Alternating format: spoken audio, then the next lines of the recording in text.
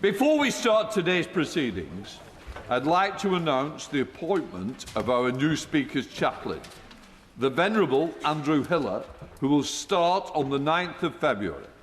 Andrew is a former chaplain of the Fleet, Archdeacon for the Royal Navy, who had extraordinary honour of taking part in her late Majesty's funeral and His Majesty's coronation.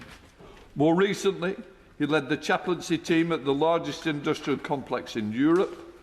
Andrew, of course, takes over in Canon Mark Birch, who is returning to Westminster Abbey to lead its public engagement programme, while also continuing to oversee the ministry of St Margaret's Church.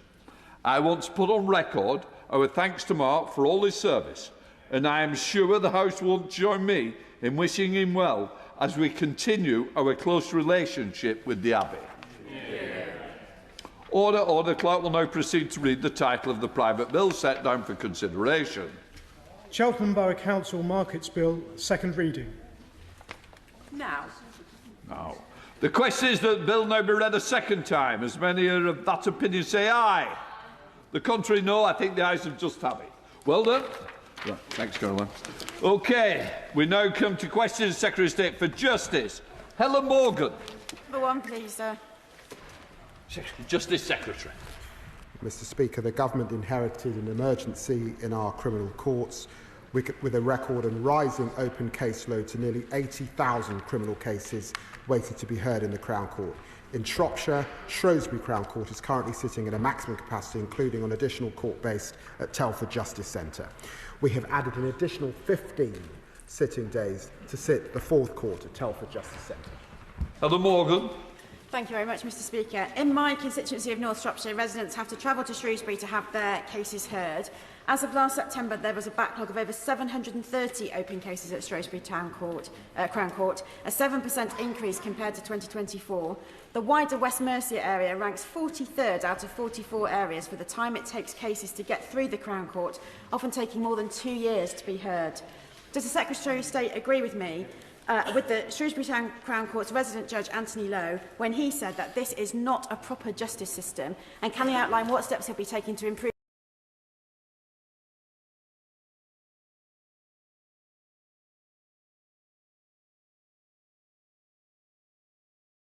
She is right, and that's why the Courts Minister visited Telford to pull all levers if we are to seriously see this backlog come down by the next general election. That, of course, means investments and more sitting days, and she'll be pleased with the sitting days that we've invested in her area. It does mean modernisation and dealing with the efficiency problems that we inherited in the system, and Sir Brian will be publishing his report tomorrow, but it also means reform, and I would urge the Liberal Democrats to support us in our court reform. Mr Speaker, and since the election, Telford and Shropshire Justice System has seen a massive increase in capacity. First, by returning a magistrates' court back into use following years of that courtroom being closed because of a broken roof, and also news this week of the Nightingale Court becoming a permanent court, which is great. But in order to increase capacity, we also need to recruit and retain magistrates. To my great surprise, the Court Service are not recruiting currently for magistrates in my area. Will the Justice Secretary ever look at that and work with me to recruit, retain as many magistrates as possible to work in our justice system? Mr Secretary. Well, very much looking forward to working with my honourable friend. Pleased to see the recognition that the Nightingale Court will continue, because that is obviously very important. And good news, we are recruiting more magistrates across the system, and that will include in his area. We made that announcement just 2 weeks ago. Damon Lee Stoltz. Number two, please, Mr Speaker. Well, with permission, Mr Speaker, I will answer questions 2 and 5 together. We are accelerating magistrate recruitment to meet future demand. Trailblazing reforms in 3 regions are streamlining the process, reducing the time from application to appointment and improving candidate experience. These reforms will shape a 2026 national rollout supported by the work with the judiciary to speed up onboarding and ensuring new magistrates sit sooner. Thank you, Mr Speaker. After many years of Oxford Magistrates' Court being in a terrible state, I'm relieved that the leaks and other faults are finally now being repaired. It's obviously harder to recruit and retain magistrates if they're serving in unacceptable conditions, so I'm grateful this is getting sorted out, and I'm grateful for the measures that he announced around recruitment. Could he also let the House know, please, what he's doing around retention, because surely that's very important as well? Thank you. Just Secretary. Well, she's right. There was historic underfunding, and sadly, it left our courts with a 1.3 billion maintenance backlog, which is why we increased the capital maintenance budget this year to ensure that we're dealing with the problems that we inherited in our courts. But she's right. Magistrates are key. They are the cornerstone of our lay system. 90% of criminal cases passing through the Magistrates' Court. We will be recruiting more, but streamlining the system, supporting magistrates with training is key also to retention, and we'll be investing in that area as well. Lee Barron. Thank you, Mr. Speaker. Back in 2004, I became a magistrate, a position that I held for 20 years. When I first walked into the magistrate's retirement room, I thought everybody in there had retired, because I brought the average age down by about 30 years when I walked in. But what that says, though, Mr. Speaker, is it's a commitment to those who serve for years, but it also shows how hard it can be to get younger people involved. What is the department doing first to properly recognise and reward long-serving magistrates who keep the system going? And secondly, what's being done to bring in more young justices of the peace so that magistrates better reflect the communities that they serve? Justice Secretary. Well, can I congratulate honourable friend on his service as a magistrate? And he's right. We want to see people from all walks of life, all backgrounds, all ages, feel able to serve in their local community and be a magistrate. He will be pleased to see that 41% of newly appointed magistrates last year were under 50, as opposed to getting towards pension age. There's more we can do. Some of it's around simplifying the procedures and actually people just understanding how to become a magistrate, because the complexity of the system previously was unbelievable and actually put people off applying. And if you have local magistrates coach like Charlie would help as well. John Milne. Thank you, Mr. Speaker. I visited my local court just a few days ago. Now in Horsham, we're actually lucky enough to have sufficient magistrates, but we still can't maximise throughput because of a lack of support staff. In July last year, the Justice Committee reported that shortages of support staff were having a significant impact on delays and court capacity. So can the Minister set out what the government is doing to attract younger people into the justice system as a whole so that we can finally get to grips with this horrible court backlog? Just a second. The Honourable Gentleman will be pleased to know we are investing in more trainee legal advisors, 108 in the last announcement, but he's right, and there are issues, particularly in the South East, with support staff being able to compete with the sorts of salaries that they might get beyond the court. This is something that we're looking at very closely. Jim Shannon. Thank you, Mr. Speaker. Can I thank the Minister very much for his very positive answer. Minister, in relation to recruiting magistrates, it's welcome news and thank you for that. And the timescale has been set. I think the Minister referred to 70% of cases are looked after and by magistrates in the courts. That means that there's a lot of delays in relation to the victims. The victims who have waited ages and years for their cases to be held. Can the Minister give us an assurance new magistrates recruit more will mean that the backlog that's very clearly there for those victims will be addressed as well? It needs to be addressed. Victims need the answers. Well, can I thank the Honourable Gentleman first off for raising victims. For too long in this place we tend to focus either on the perpetrators and the prosecution side, if you like, or the defendants. And it is important that we centre victims. That's why we're coming forward with more magistrates, because we do need to see that 90% dealt with more swiftly, of course. But actually, the court reform package it is what gets us the entire package. And I hope that the Honourable Gentleman will be able to support us in our court reforms over the coming months. Sir John Hayes. Question 3, Mr. Speaker. Justice Secretary. Well, with permission, Mr. Speaker, I'll answer questions 3, 13 and 19 together. Our focus, as I've said, is on victims being left to wait 3, 4, 5 years for their day in court. That's why I'll bring forward bold change to fix the rotting courts service that we inherited, record investment in our courts so they can sit for days, more days than ever before, modernisation to deal with inefficiencies we inherited, and reform to the system so that we can triage which trials get a jury and stop criminals gaming the system. Sir John. Speaker, as you know, the age-old jury system connects the public to the exercise of law and therefore is the heart of popular consent for criminal justice. So in abandoning this link, is it the government are careless of the accountability that brings, or is it they're driven wholly by thoughtless expediency? Are ministers careless or thoughtless? Justice Secretary. I've got to say to the honourable gentleman, we are not abandoning the jury system. But as Sir Brian Leveson said in his Sunday Times article this weekend, the threshold needs to be rebalanced. I'm not sure if he was in Parliament in 1988, but when Margaret Thatcher rebalanced the threshold, moved criminal damage, moved driving a vehicle without authority towards the Magistrate's Court, I'm sure he didn't object to that. Steve Darling. Thank you, Mr. Speaker. There's clear evidence up and down the country of Serco failing to serve the court service appropriately, and that includes for my constituents in Torbay. Does the Secretary of State accept that by driving a more impactful way of Serco, making sure that they're able to get people more rapidly to the courts, will give people better access to justice and allow people to have access to jury trials? Very well linked to the end. Go on. Well, the Courts Minister and the Prison Minister are working together on this. Sir Brian Leveson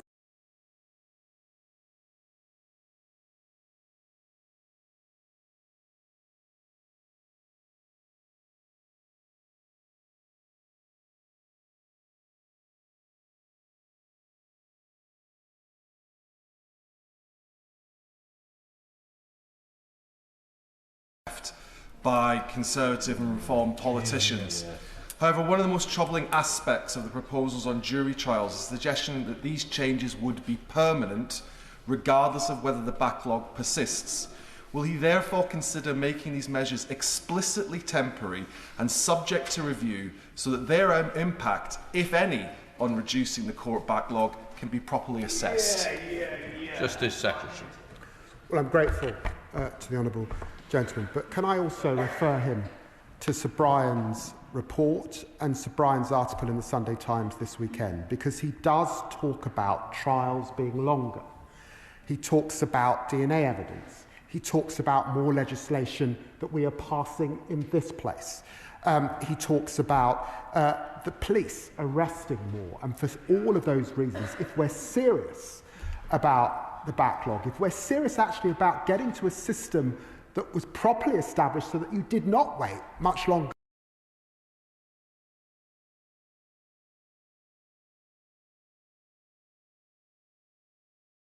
have to be permanent. Andy Slaughter, Chair of the Select Committee. Thank you very much, Mr. Speaker. There's a lot of focus on replacing juries with a single judge in some criminal trials. But the government's also intending to increase magistrate sentencing powers beyond what Sir Brian Leveson says, to 18 or 24 months. So is it also the government's intention that district judges sitting alone will be able to sentence up to 24 months? Justice Secretary. Well, he knows because we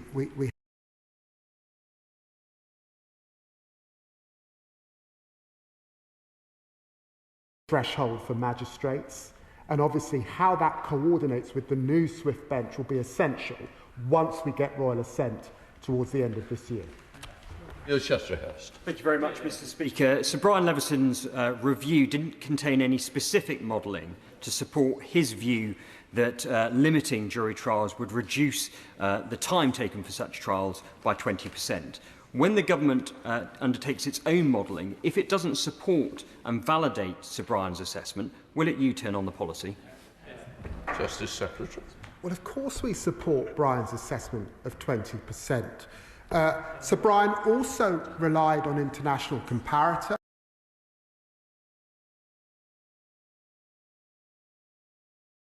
And it would be more likely to be 50%. But as he would expect, of course, we will be publishing our modelling alongside introduction of the bill. Carl Turner. Mr Speaker, as the Deputy Prime Minister speaks, 56 of the 516 Crown courtrooms are not sitting. That's because he and his department caps the sitting days for those courts. It is, in my view, a dereliction of duty to be planning to do away with some jury trials when courts are not sitting. The Institute for Government have said that Sir Brian's 20%, which was pulled from thin air, is more like 2%. What on earth is the system? Justice Secretary. Well, I'm grateful to my honourable friend, and he still is my honourable friend, who I know has a principal objection. But let me just say to him that it is important to recognise that Sir Brian has emphasised that we need to do all of it.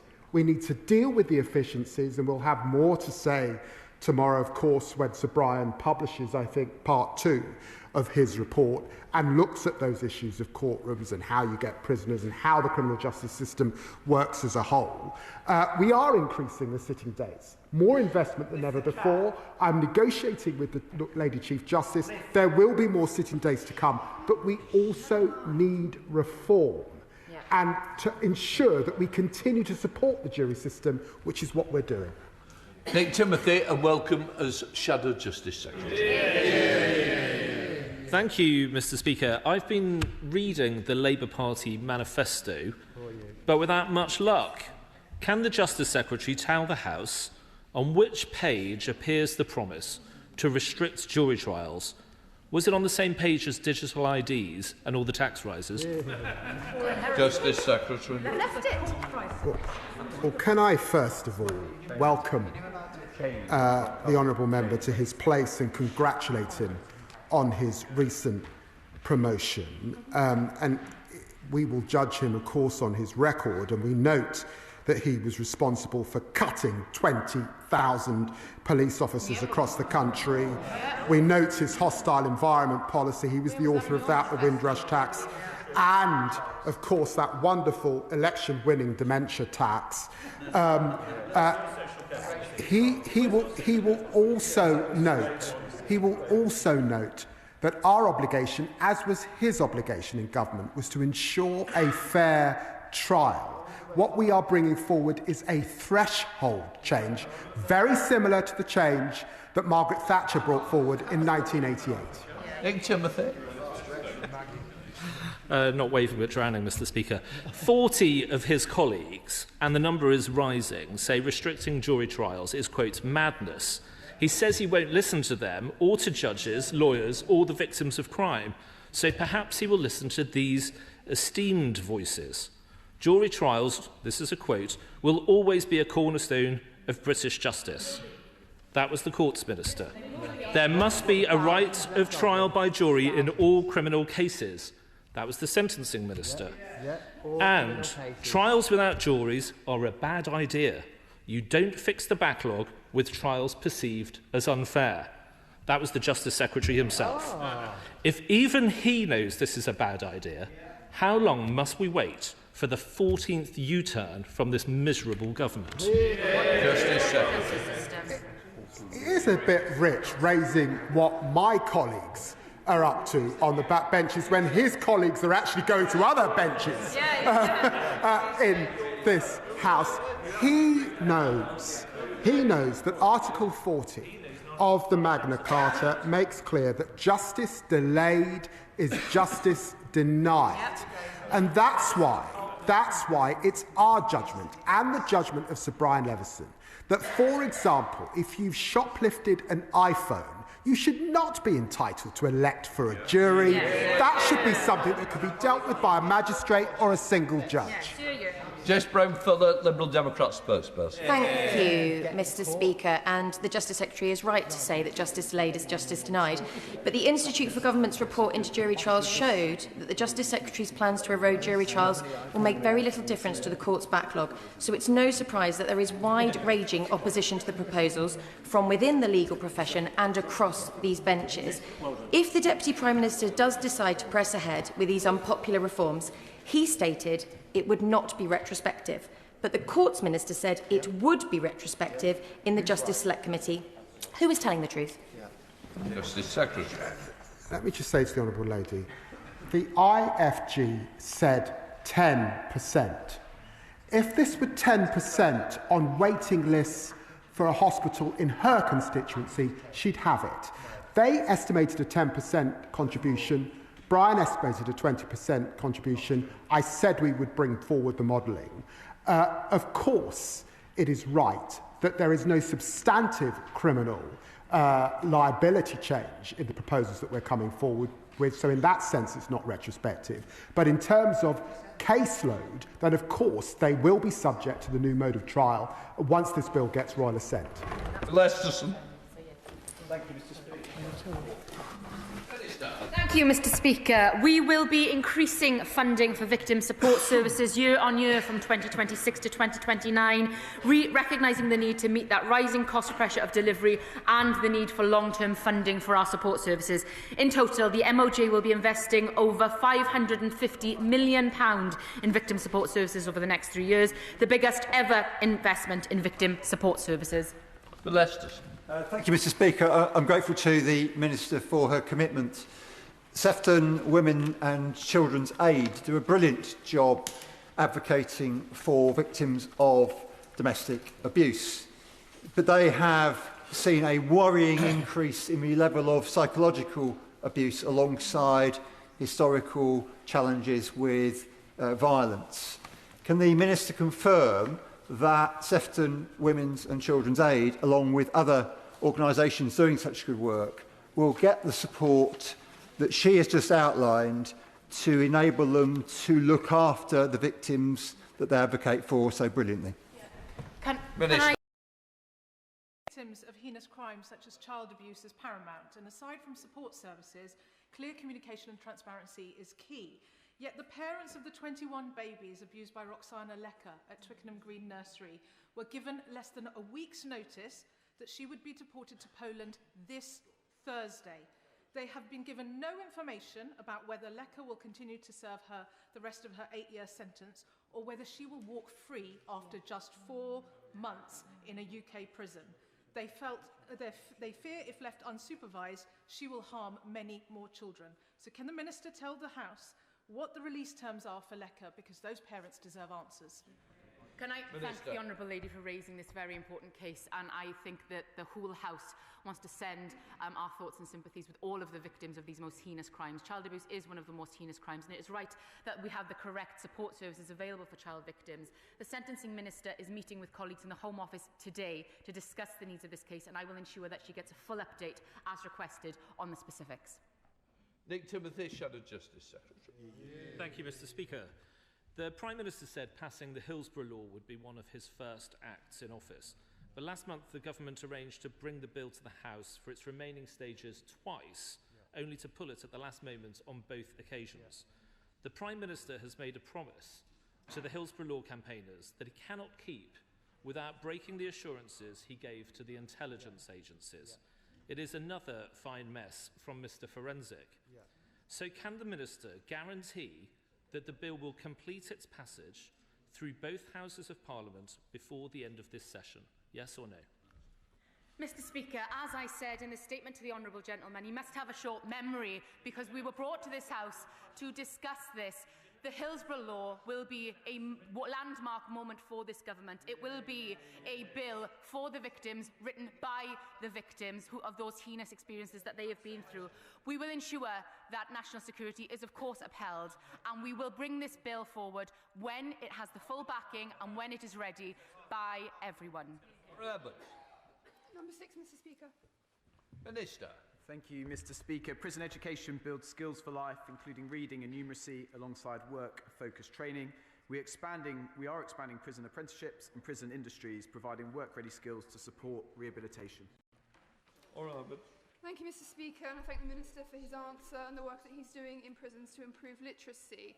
But last week, the government confirmed to the Justice Committee that core prison education provision has been cut by a quarter nationally under retendered contracts. The Independent Monitoring Board recently raised concerns about the impact this will have in prisons, including Rochester Prison in my constituency, on prisoner rehabilitation. We know that stable work is one of the top factors in preventing male prisoners from reoffending, so education and training is therefore key to reducing our prison population in the long term. Can the Minister outline how he will ensure this will remain a priority? Minister. Can I thank my right honourable friend for her question, and it was fantastic to visit her constituency just last week with her to visit a facility in the youth custody service, and I look forward to visiting Rochester Prison with her in future. She's right to raise this issue. There are real fiscal pressures when the two twin strategic objectives for this department are dealing with a prison capacity crisis inherited from the previous government, and pressures in our courts too. But that doesn't mean that we are going to overlook the importance of education work in the prison system. We are looking at working with the third sector, the private sector, to ensure that we can provide adequate provision whilst also maintaining our two strategic aims of stabilising the prison system and solving the backlog. Sir Isley Forbes. Thank you, Mr Speaker. Next year, the government will spend more money on education in prisons, yet it will actually commission 25% less by way of quantity of service. Why is it doing such a poor job of commissioning education on behalf of the taxpayer? Minister. I'm grateful to the honourable gentleman who raised this question as well last week. We are raising the quality of the provision of the education, but he is also right to identify some issues with the contracts which the last Conservative government entered into, which we are having to look at and having to deal with. As I said to him last week, Mr Speaker, it is important that we look at alternatives to those contracts as well. That includes, as I've just said, working with the third sector, looking at how we can get more private sector provision in, and as he said last week, working with governors individually to ensure they have more autonomy and power to bring in educational facilities from local colleges, universities, where possible, where safe, and I'm getting to work to do that this week. MacDonald. 7, please, Mr Speaker. Minister. With permission, Mr Speaker, I'll answer questions 7, 12 and 17 together. This government inherited a criminal justice system on the brink of collapse, with record and rising backlogs now touching 80,000, and behind each and every one of those cases, a real victim. That's why we asked Sir Brian Leveson to undertake an independent review of criminal courts. It's why we're making investment in sitting days, investment in our workforce. It's why we're grasping the nettle in terms of modernisation. But it's why, too, we must have fundamental reform of our criminal courts. Thank you, Mr Speaker. The Minister was previously asked, but didn't clarify, whether the Ministry of Justice conducted modelling on how much reducing jury trials would actually reduce the backlog. The Bar Council and the Criminal Bar Association have repeatedly asserted that there is no evidence that limiting jury trials will meaningfully reduce court delays. So can the Minister now publish the evidence on which these reforms are based and explain why no pilot schemes were undertaken? Minister.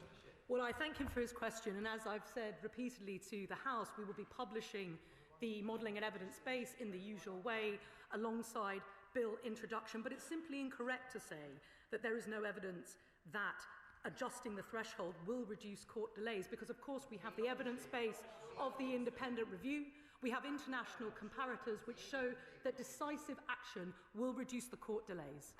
Bills. Thank you, Mr. Speaker, I was recently contacted by a constituent whose daughter was the victim of an abusive and violent relationship for many years. There were continual delays in this case coming to court, and then again at the sentencing stage. And this included a 5-month delay in sentencing due to mental health assessment being delayed, and then barrister annual leave and other staff availability issues. This led to repeated cancellations of sentencing dates, which meant the victim constantly reliving deeply traumatic events over and over again. So I'd like to ask the Minister what steps she is taking to address these preventable issues which are causing delays and misery for victims such as my constituent. Minister. Well, I thank my honourable friend for the case he raises. It is a graphic illustration of the crisis that we are grappling with and the impact that it is having. Those delays cause trauma and make it impossible for victims to move on with their lives. What are we doing about it? The fact that over 1,000 trials were cancelled last year because of lack of barrister availability illustrates one of the problems highlighted by the Institute for Government. And that is why we are investing in our workforce, increased money for legal aid for solicitors and barristers, match funding for pupilages. But let's think about it. Of course, that will take time to rebuild the workforce, and it's why we must be pulling every lever, investment and structural reform. Only that will do. Bishop. Thank you, Mr. Speaker. My constituent, a victim of domestic abuse, has seen her case listed and relisted multiple times since 2023, with delays repeatedly granted due to medical claims by the defendant.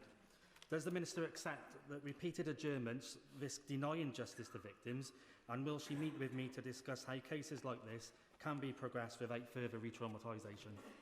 Minister. Well, I'm grateful to him for raising the case, and of course I would be happy to meet with him. Again, this is a graphic illustration of the ways in which the delays are re-traumatising victims through the process. It's why we must do everything within our power to bring down the delays. That's investment, that's modernisation and structural reform. And those who are against these plans are happy for his constituent and others to wait longer. Well, I'm not prepared to do that. Bob Blackman. Thank you, Mr. Speaker. Clearly, one of the areas that's causing the delays is the lack of defence barristers. Clearly, it's going to take time to train new barristers. What incentives, however, can the Minister offer to those qualifying in law to actually become defence barristers rather than seeking other avenues in the law? Minister. Well, I'm grateful for that question because he's absolutely right. The workforce has been depleted by repeated numbers of legal aid cuts and people choosing more lucrative and more attractive areas of work. So what are we doing? We have said that we would invest an additional £34 million in legal aid for criminal advocates, and we're also providing match funding for criminal law pupilages to incentivise training, create those opportunities for people from all backgrounds to enter criminal law. But as he said, that will take time, and in the meantime, victims can't wait, and it's why the reforms are necessary alongside the investment.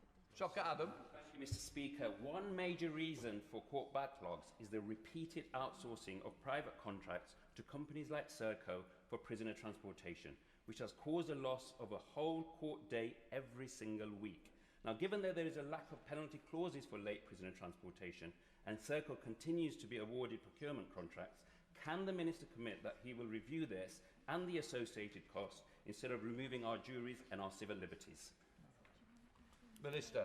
Well, I'm grateful for the question that he raises, and of course this is one of the contributory factors, not the only one, in our courts. And again, we must look at all these things. We await Part 2 of Sir Brian Levison's report, but in the meantime I can assure him that the Prisons Minister and I are looking at these contracts, performance managing them and pulling every lever. As the Deputy Prime Minister mentioned a moment ago, asking local authorities to open up bus lanes in order that we can increase the efficiency of prisoner transportation. But again, let us be absolutely clear.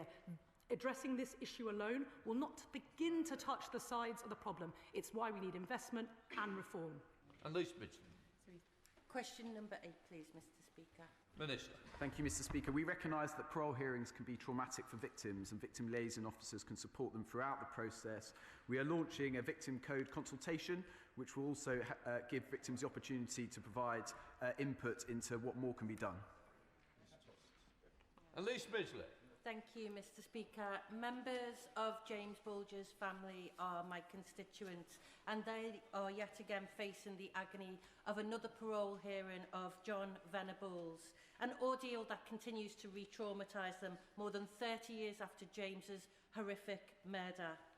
While parole board decisions are rightly independent, the system must command public confidence. So can I ask the Minister to give the parole board an overarching assessment of Venable's current risk and tell the House what reviews are being considered on the automatic 2-year parole hearing cycle?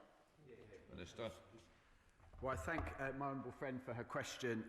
She's a fine champion for her constituency and has raised this case both with me and other ministers on numerous occasions. This afternoon, Baroness Levitt, who is responsible for parole board hearings, is meeting with Ralph Bolger and his legal advisers to discuss this very issue. I'm sure she'll be able to offer some more substantive answers to her constituents' question. I would like to put, Mr. Speaker, on record my thanks to Ralph for his campaign, and I look forward and I'm very happy to meet with him and anyone else on this issue in due course. Desmond. Thank you very much, Mr. Speaker. I'm aware there's an 82-year-old man who's been in prisons here for 38 years. He was convicted of murder, and the trial judge in 1989 said this was not a violent process and gave him a life sentence with a 15-year tariff. This expired over 22 years ago. He's repeatedly described as an exemplary prisoner. Because he's maintained his innocence throughout the last 38 years, he has not attended the prerequisite courses that would require an acceptance of guilt, so the parole board assesses his risk to the public if he's released as, quote, unmanageable, which seems ludicrous. I wonder whether the Secretary of State would agree to meet with me to discuss the parole board's repeated response to this situation and whether, in fact, there should be some sort of system for those who maintain their innocence for a great number of years. Minister. I'm very grateful. As the honourable member will no doubt be aware, I'm unable to talk about specifics of that case. If she writes to me, I will make sure that I get back to her with any details I'm able to. Lord Lawrence. Number 9, please, Mr. Speaker. Minister. Thank you, Mr. Speaker. The Ministry of Justice, as I have stated, is investing over £550 million in victim support services, the biggest investment in this service to date. In December, we published our Violence Against Women and Girls strategy, setting out how we will achieve our mission to halve these terrible crimes, including domestic abuse, by rolling out domestic abuse protection orders, which are life-saving, and looking at how we can maximise specialist domestic abuse courts. Lord Lawrence. Thank you, Mr. Speaker, and I thank the Minister for her response there. A number of constituents have shared with me the terror of waiting in line to get to court and then waiting in the waiting room before court with their accused abuser or perpetrator. In some occasions, special arrangements have been put in place, but this has been very hit and miss. Will the Minister look at how these arrangements in supporting and protecting survivors get to court and not seeing their abuser as a standard, getting from the street to the courtroom safely? No, I thank her for raising this really, really important issue, because ensuring that witnesses, that victims can give their best evidence in court is vital if we are to achieve prosecution of these awful crimes. We are introducing legislation to improve access to special measures for witnesses and victims, including permitting victims to be accompanied by a companion while giving evidence, to have separate entrances and exits, to provide pre-recorded cross-examination, and I'd be happy to write with her about more information as the legislation progresses. We're our boss. I recently brought together domestic abuse charities in Bath, such as Developing Health and Independence, Voices, and the Nelson Trust. They all provide services, including how to navigate the complicated justice system. They all agree it's critical that they all work together, that there's joined up local services, but what can be done nationally to bring organisations and charities together rather than pitting them against each other in a field sort of limited resources? No, the Honourable Lady is totally right to raise this point, and we talk a lot about something called multi-agency working, but it is difficult to put into practice. She will be aware that we published the Free From Fear and Violence strategy just before Christmas on how we can tackle violence against women and girls, with multi-agency working on a national level and practices and applications at the heart of that strategy. I am meeting with our Victims Sector Advisory Board later this afternoon, and I will make sure to raise this with them as well, so we bring them in, because they're the people on the ground delivering this work. We should learn from them directly. Just. Thank you, Mr. Speaker. I welcome the action that this government is taking to reduce the court backlogs, especially for cases involving violence against women and girls.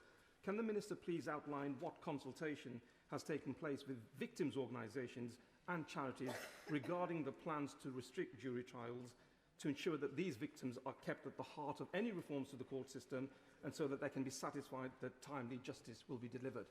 Minister. I thank my honourable friend for this very important question, because it is right that victims are put back at the heart of our criminal justice system. For far too long, their views, their voices have been ignored, but not by this government. The Courts Minister and I have met with many victims of some horrific crimes to hear about how court delays have impacted them.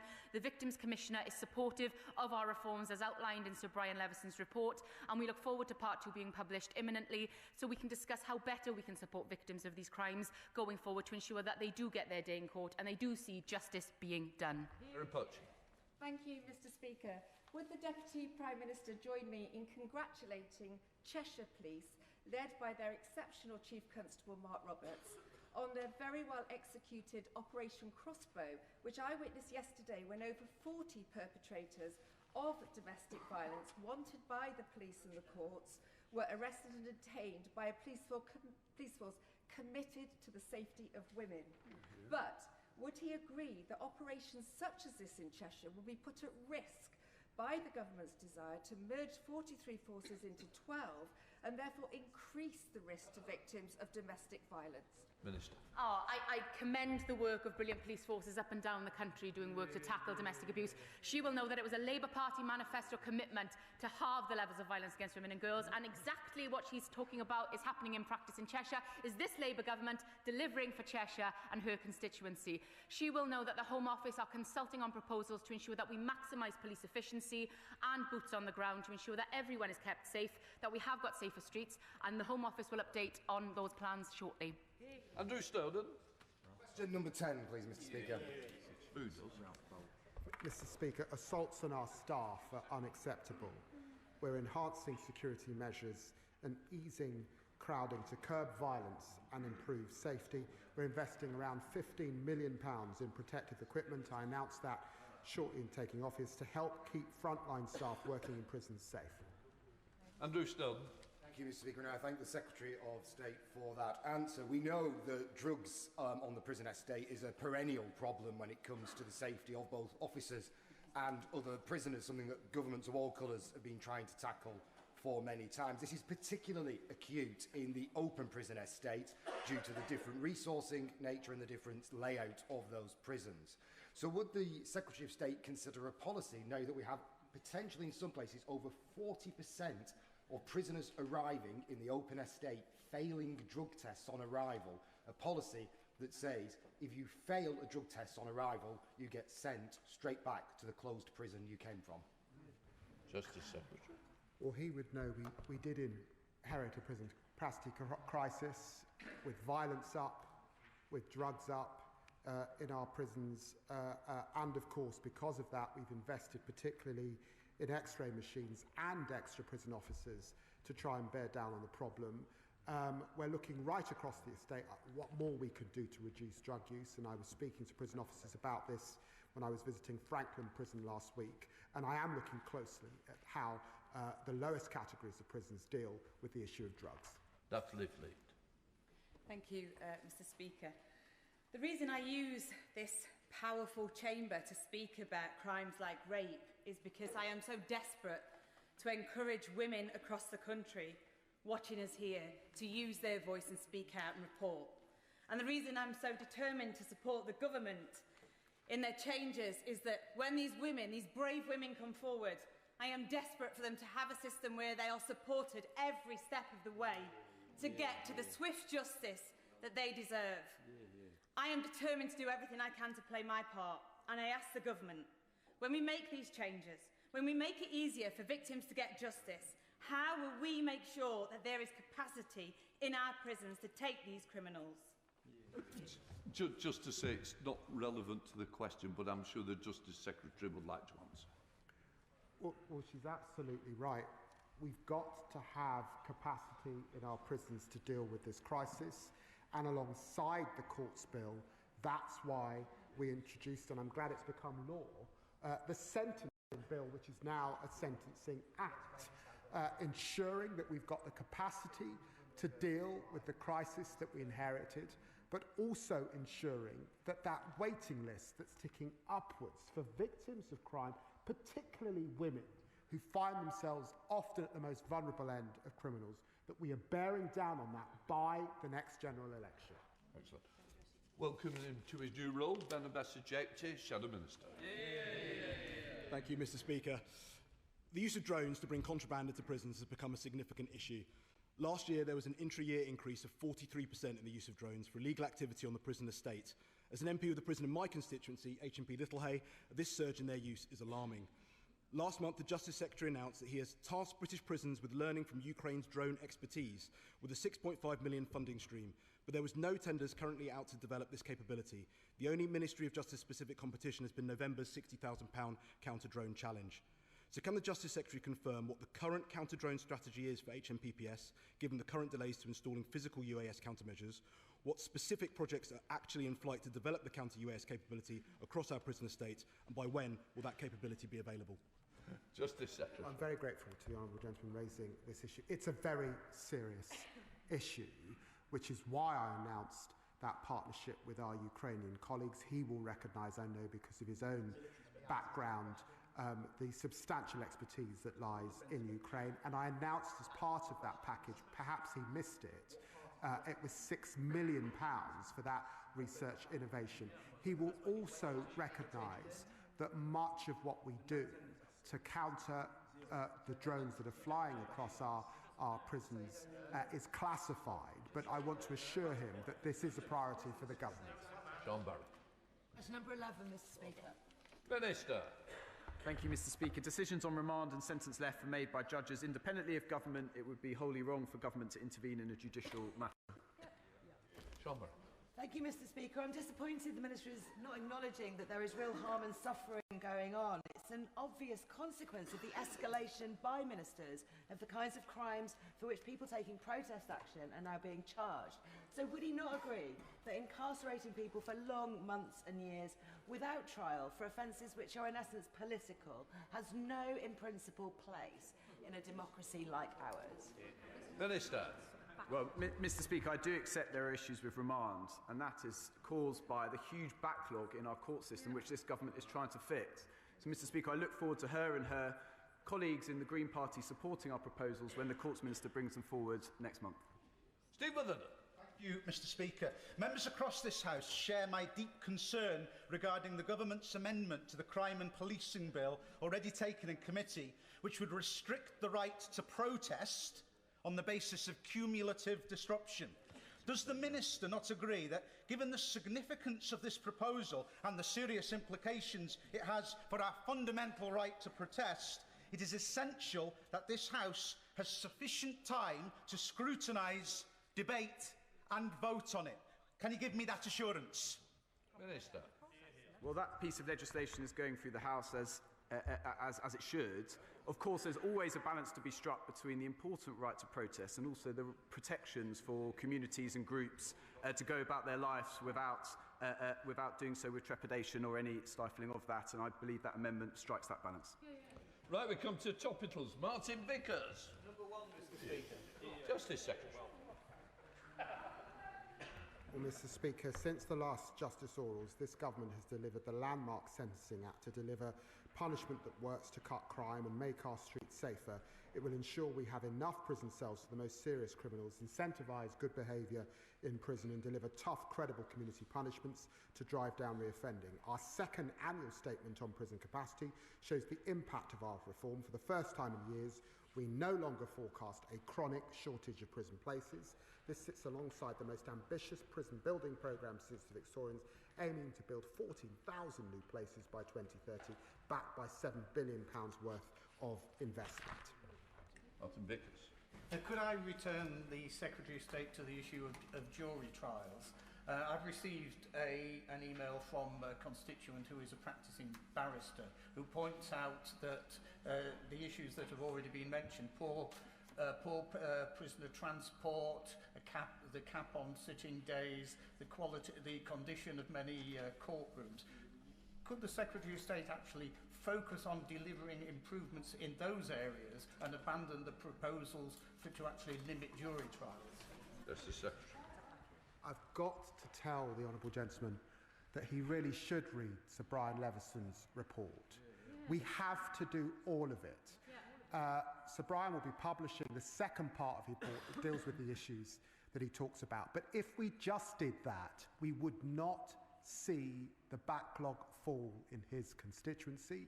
We have to invest in more sitting days, as we are, and as I will continue to do, but we also need reform, and that's why we're bringing forward those reforms on threshold. Thank you, Mr. Speaker. As a survivor of rape, the time it takes to get to court, if you even get that far, was one of the things that put me off reporting what happened to me. When people talk about changes to jury trials being justice denied, I understand their concerns, but what I don't think is always appreciated is that for victims of horrendous crimes, backlogs mean justice is already being denied, slowly and painfully. Could the Minister assure me that whilst hard decisions are made on the speed and rigour of justice, the Ministry will keep in mind those brave survivors who have come forward and are being let down by the system as it is? Minister? Well, I thank my honourable friend, and I think I speak for all of this House when I say that he's spoken on a number of occasions about his horrific experience, and I know that takes a lot of courage. But I think what he says about the impacts that people have of the knowledge of delays in our courts and the way that that is putting off people from reporting or continuing with their cases. We know that witnesses and victims pull out of their own cases. And that is not only a torment for them, but it means that justice is not even being served and there are people walking away.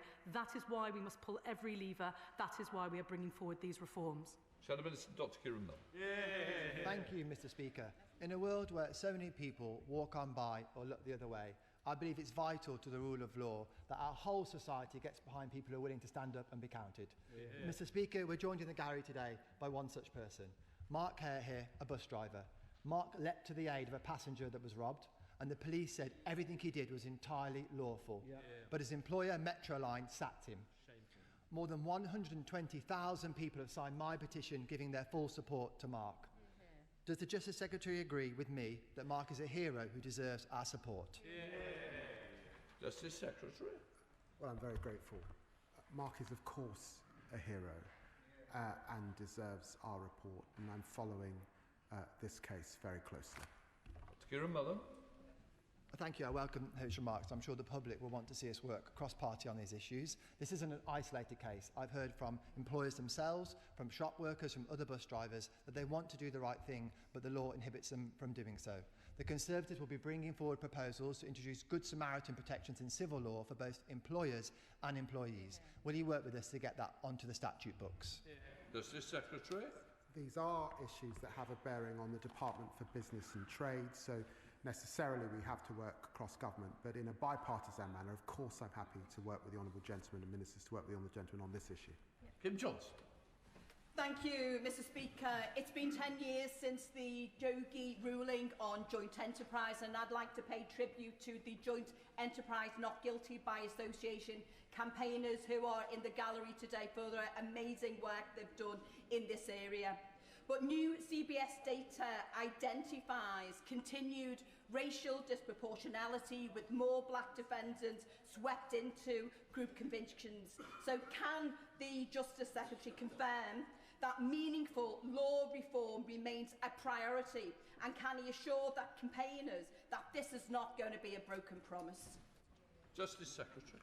Well, can I first pay tribute to the work of my honourable friend for continuing to champion this issue, and can I also pay tribute to the work of Jengba. I met with the chair of the CRCC, who I know have referred, I think, 3 cases to appeal to look closely at the issue, and of course I am taking an interest in this issue and look forward to meeting campaigners in the coming months to discuss what more we might be able to do.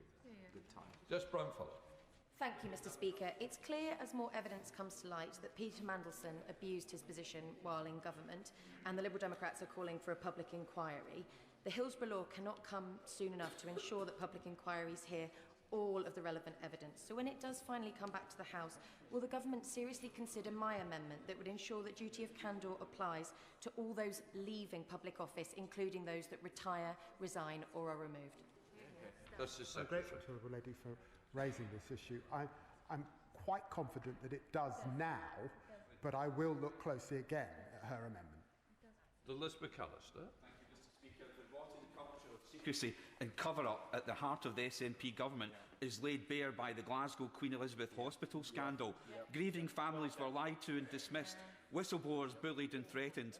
Can I ask the Minister if the Public Office Accountability Bill will protect Scottish families from government dishonesty and corruption?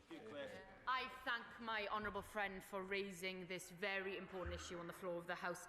All of my thoughts are with the victims and survivors of this horrific situation in Scotland at the Queen Elizabeth University Hospital. The Bill's duty of candour will create a powerful new obligation on all public bodies and officials to help investigations and inquiries find that needed truth, placing them under a legal obligation to provide information with evidence of candour, and this duty will apply UK-wide, including in Scotland. Mr. Speaker, one of my constituents is the director of a small property company which commenced the eviction process of a tenant nearly a year ago who hadn't been paying their rent. But due to court errors, enforcement has not yet taken place, and these delays have cost my constituent over £6,000. During a housing crisis, we should be freeing up housing for reliable tenants. So I ask the Minister, does she recognise that lengthy court delays are stifling our rental market? Minister. Well, I'm sorry to hear about the case that she raises. County court rules require that possession claims be listed for hearing within 8 weeks of receipt. And in the main, we are hitting that target. With the Renters' Rights Act coming into force, readiness for that will be important, as will the modernising introduction of end-to-end digital possession claim service, which will improve the situation for constituents like hers. Mr.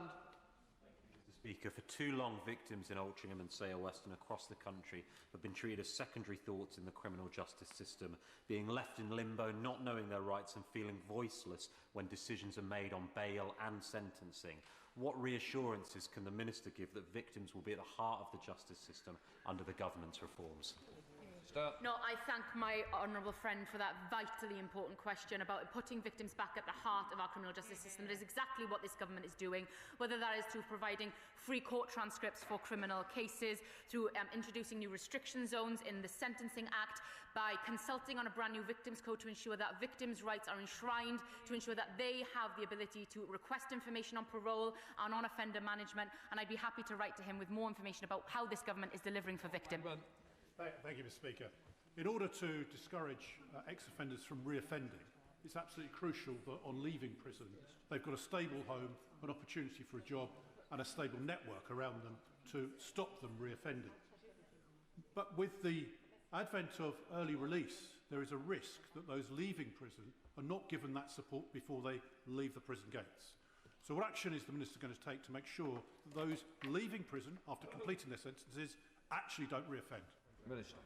He's absolutely right to raise this issue about reoffending. It's why this government is making record investment in our probation service, £700 million, a 45% increase, trying to fix the probation service that the last Conservative government completely broke. That is the only and best way in which we're going to deal with the prison capacity crisis and clamp down on reoffending. Ian Lavery. Thank you, Mr. Speaker. Prison officers every day face appalling levels of violence at work, but their hands are tied because of the Tory ban on any kind of industrial action. They cannot resist this. Does the Minister agree that prison officers should have the legal right to withdraw their labour and to take industrial action to protect themselves and others whilst at work in what is an extremely dangerous workplace? Justice Secretary. Well, I recognise the seriousness of the issue that honourable friend raises, and I met with prison officer unions just 2 weeks ago to discuss these very same issues. My own judgment is that with the prison capacity crisis of what it is, with the pay increases that we've been able to make to prison officers over this last time, this would not be the right time to explore changes in the practices that he underlined. Bedford. Thank you, Mr. Speaker. It's been reported that lawyers, some of whom now sit in this House and the other place, have relied on the ECHR to support the prosecution of patriotic Brits who have fought for their country. Does the Secretary of State agree with me that this is yet another example of activist lawyers and unaccountable judges in Strasbourg shamefully pursuing veterans doing their duty? And will he, like us on these benches, commit to withdrawing from the ECHR? Minister. Mr. Speaker, utter nonsense and completely misunderstanding how our legal system works. We on this side of the House understand that lawyers have to represent all sorts of people all the time, and we will stand by that. I would just gently say to the honourable gentleman that the Shadow Attorney General, while serving on the Tory front bench, is currently representing Roman Abramovich, a sanctioned Russian oligarch. There's no word from the other side on that issue at all. Leah Griffith. Leah Griffith. Very much indeed, Mr. Speaker. Well, I very much welcome the fact that Llanelli, along with the rest of Wales, will be in the pilot expansion of the Victims' Right to Review scheme. But, as the Minister will know, it's often very difficult for children or adults who have suffered neglect and abuse as children to report such incidents. So would the Minister agree to meet with me to look again at extending the 6-month time limit for summary offences, which leaves survivors with no redress and leaves abuse and neglect go unpunished? I welcome this from my right honourable friend. She's right to highlight the expansion of the victims' right to review through all of Wales so that Welsh victims have this right to review their cases. I would be delighted to meet with her to discuss what more we can do for Welsh victims across the criminal justice system. Gregory Campbell. Thank you, Mr. Speaker. I have a case where a transparency campaigner who has availed of legal aid to take a case against government back in 17 years ago and has appealed and reviewed attempts by me to have the total cost of legal aid to be made publicly and ironically transparent. That is still ongoing 6.5 years later. Will the Deputy Prime Minister have discussions with the Justice Minister in Northern Ireland to stop this attempt to prevent transparency? Well, he will know that justice is a devolved matter. I'm content for him to write to me and I can look into the specific case, but of course it is a devolved matter. Leishman. Mr. Speaker, violence against prison staff is at intolerable levels, with over double the number of assaults now than a decade ago, all at the same time that prison officers are expected to work until they're 68 years of age. Does the Minister agree with me that this is unfair, unrealistic, and if so, what are the government going to do about it? My honourable friend is right. We're expecting a lot of our prison officers, and I was staggered at the state that we inherited from the party opposite.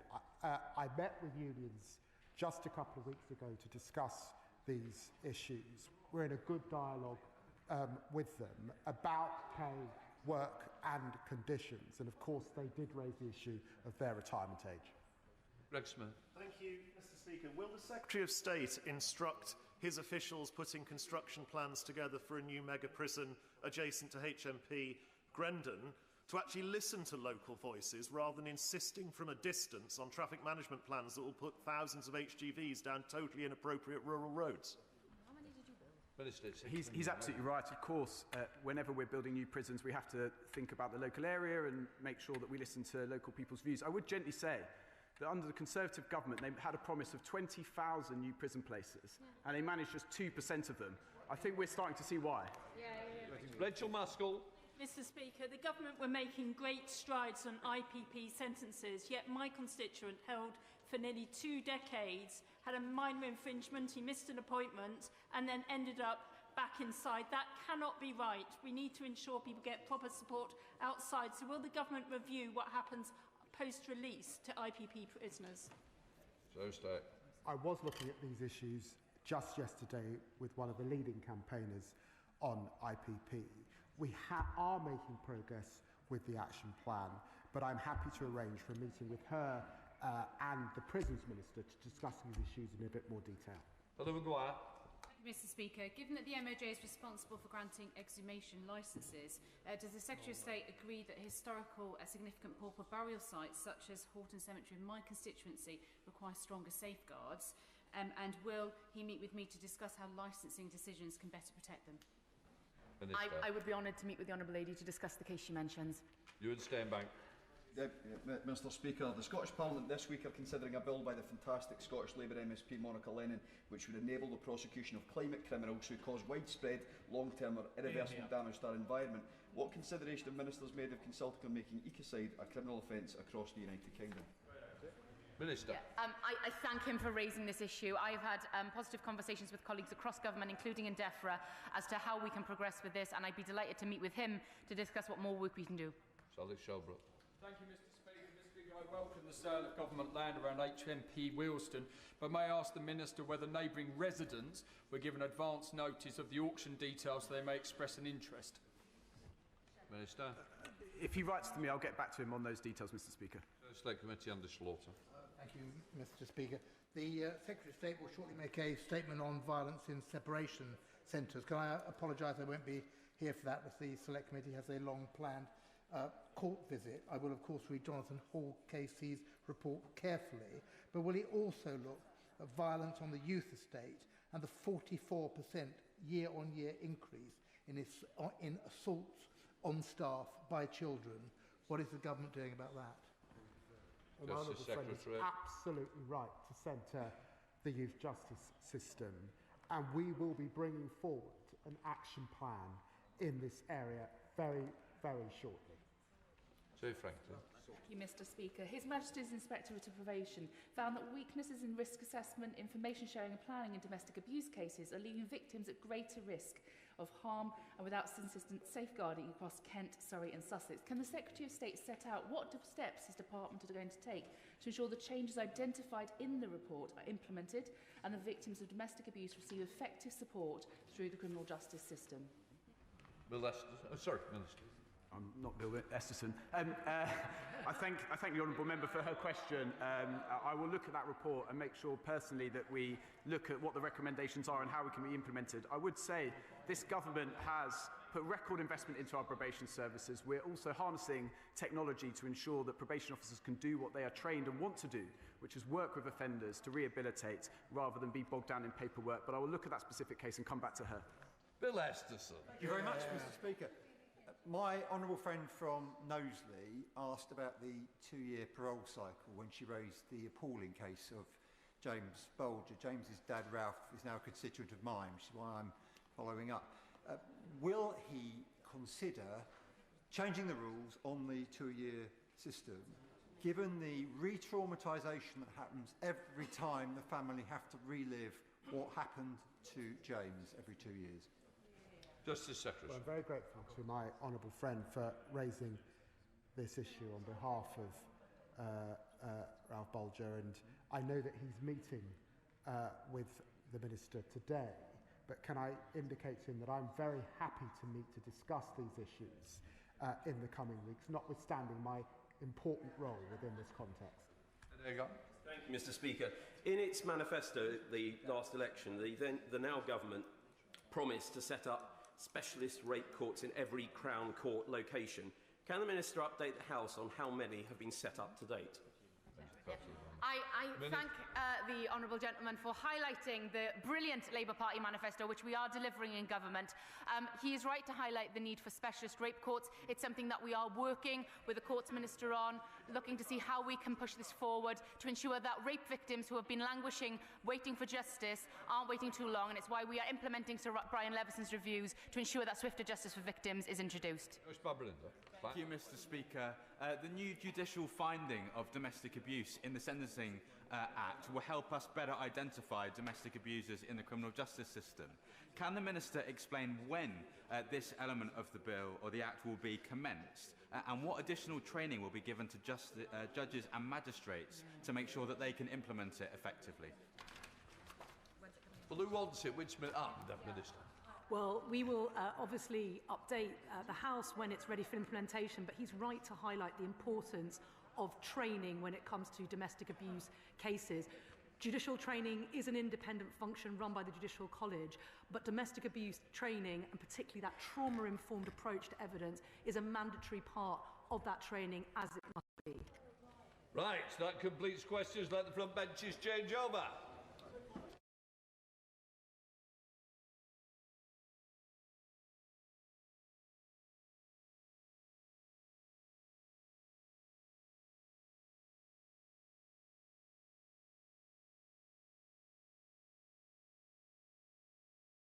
To the urgent question, Dame Priti Patel, Shadow Secretary. Thank you, Mr. Speaker. To ask the Secretary of State for FCDO if she'll make a statement regarding the situation on Iran. Minister. Mr. Speaker, Iran's horrific attacks on protesters have shocked the world. In recent days, the scale of the violence and brutality has become clearer. Reports suggest many thousands of people across Iran have been killed, and many more arrested, in what has been a brutal and bloody repression against those exercising their right to public protest. There have been a range of estimates for casualties and detentions. However, the internet blackout imposed by the authorities, which we've also condemned, and which has only recently started to relax, makes it impossible at the moment to reach a reliable figure. As one young Iranian woman chillingly told the BBC, we all know someone who has been killed.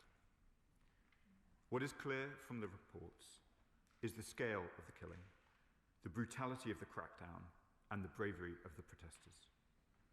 As the Foreign Secretary said, the Iranian people have shown extreme courage in the face of brutality and repression. We condemn these horrific attacks on those exercising the right to peaceful protests in the strongest possible terms. The government committed to this House that we would hold the Iranian authorities accountable, and that is exactly what we are doing. Yesterday, we announced a sweeping package of sanctions against the Iranian authorities for a number of serious human rights violations. This included designations of the Minister of the Interior, police chiefs, and prolific IRGC members for their role in recent brutality against protesters. We continue to work with our international partners to tackle the threat posed by Iran and to hold the Iranian regime to account via a range of means. Most recently, we led the call for a special session of the Human Rights Council on the 23rd of January. We are pleased that the Council has voted to extend the independent fact-finding mission to collect the evidence of the authorities' human rights violations, and we will continue to support those efforts. We continue to monitor developments closely and will not cease in our demands to Iran to protect fundamental freedoms, including access to information and communications. We are also continuing to take robust action to protect UK interests from Iranian state threats. Those threats are unacceptable. They must and will be defended against at every turn. We will continue to work with our allies and partners to improve regional stability and prevent Iran from acquiring a nuclear weapon. Mr. Speaker, the UK will continue to challenge the actions of the Iranian regime, and we stand proudly on the side of freedom and human rights. Dame Priti Patel. Mr. Speaker, the brutal crackdown on brave Iranians fighting for their basic rights and freedom continues. The reports are shocking, Mr. Speaker. We have now seen that tens of thousands have been killed, hundreds of thousands have been injured. Some are even saying 30,000 people have died. These are warlike casualty rates. Yet the condemnation and response is weak. And I ask the Minister, what is the British government doing with our allies to neutralise the regime's tools of repression? The government has announced new sanctions. The Minister has spoken about that. But what is being done to crack down on sanctions evasion, which is fueling the Iranian regime's repression, including oil sales and cryptocurrency usage? What steps are being taken to weaken the regime's terrorist proxies? Is the government tracking the regime's illegal funding sources to ensure that UK financial systems and institutions are not facilitating or hosting funds used to target Iranian citizens in Britain with hostile attacks? On the IRGC, the EU has chosen to prescribe them. What is the government's response? We know that the Jonathan Hall review concluded nearly 9 months ago. So when will emergency and essential measures to take action against the IRGC come to Parliament? We cannot wait, and this side of the House will support emergency legislation.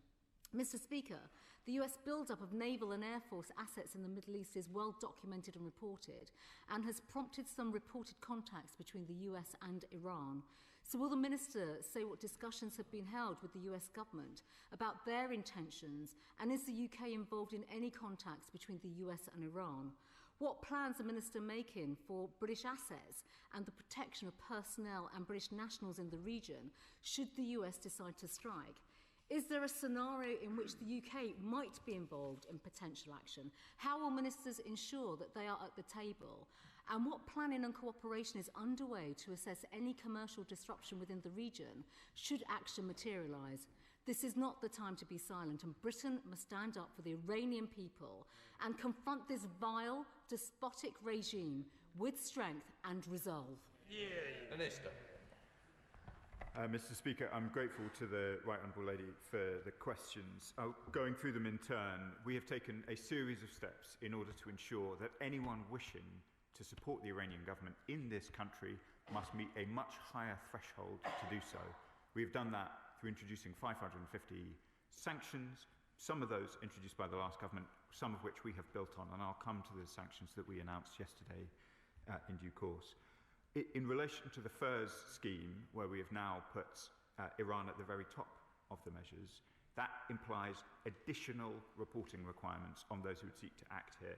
That provides new options to our services and our police force should those seeking to act for Iran attempt to do so in the UK. This House has heard from me, and I know she knows from her time as Home Secretary, about the extent of threat Iran poses to the UK.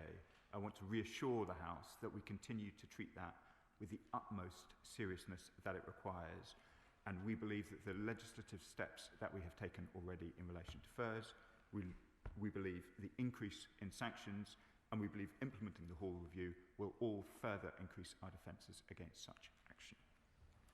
She asks about discussions in recent days.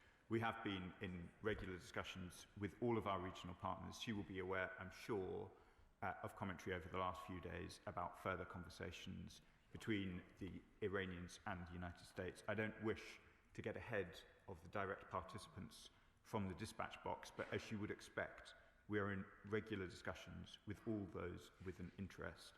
We want to see, as I said in my response to her, we want to see Iran having no prospect of achieving a nuclear weapon.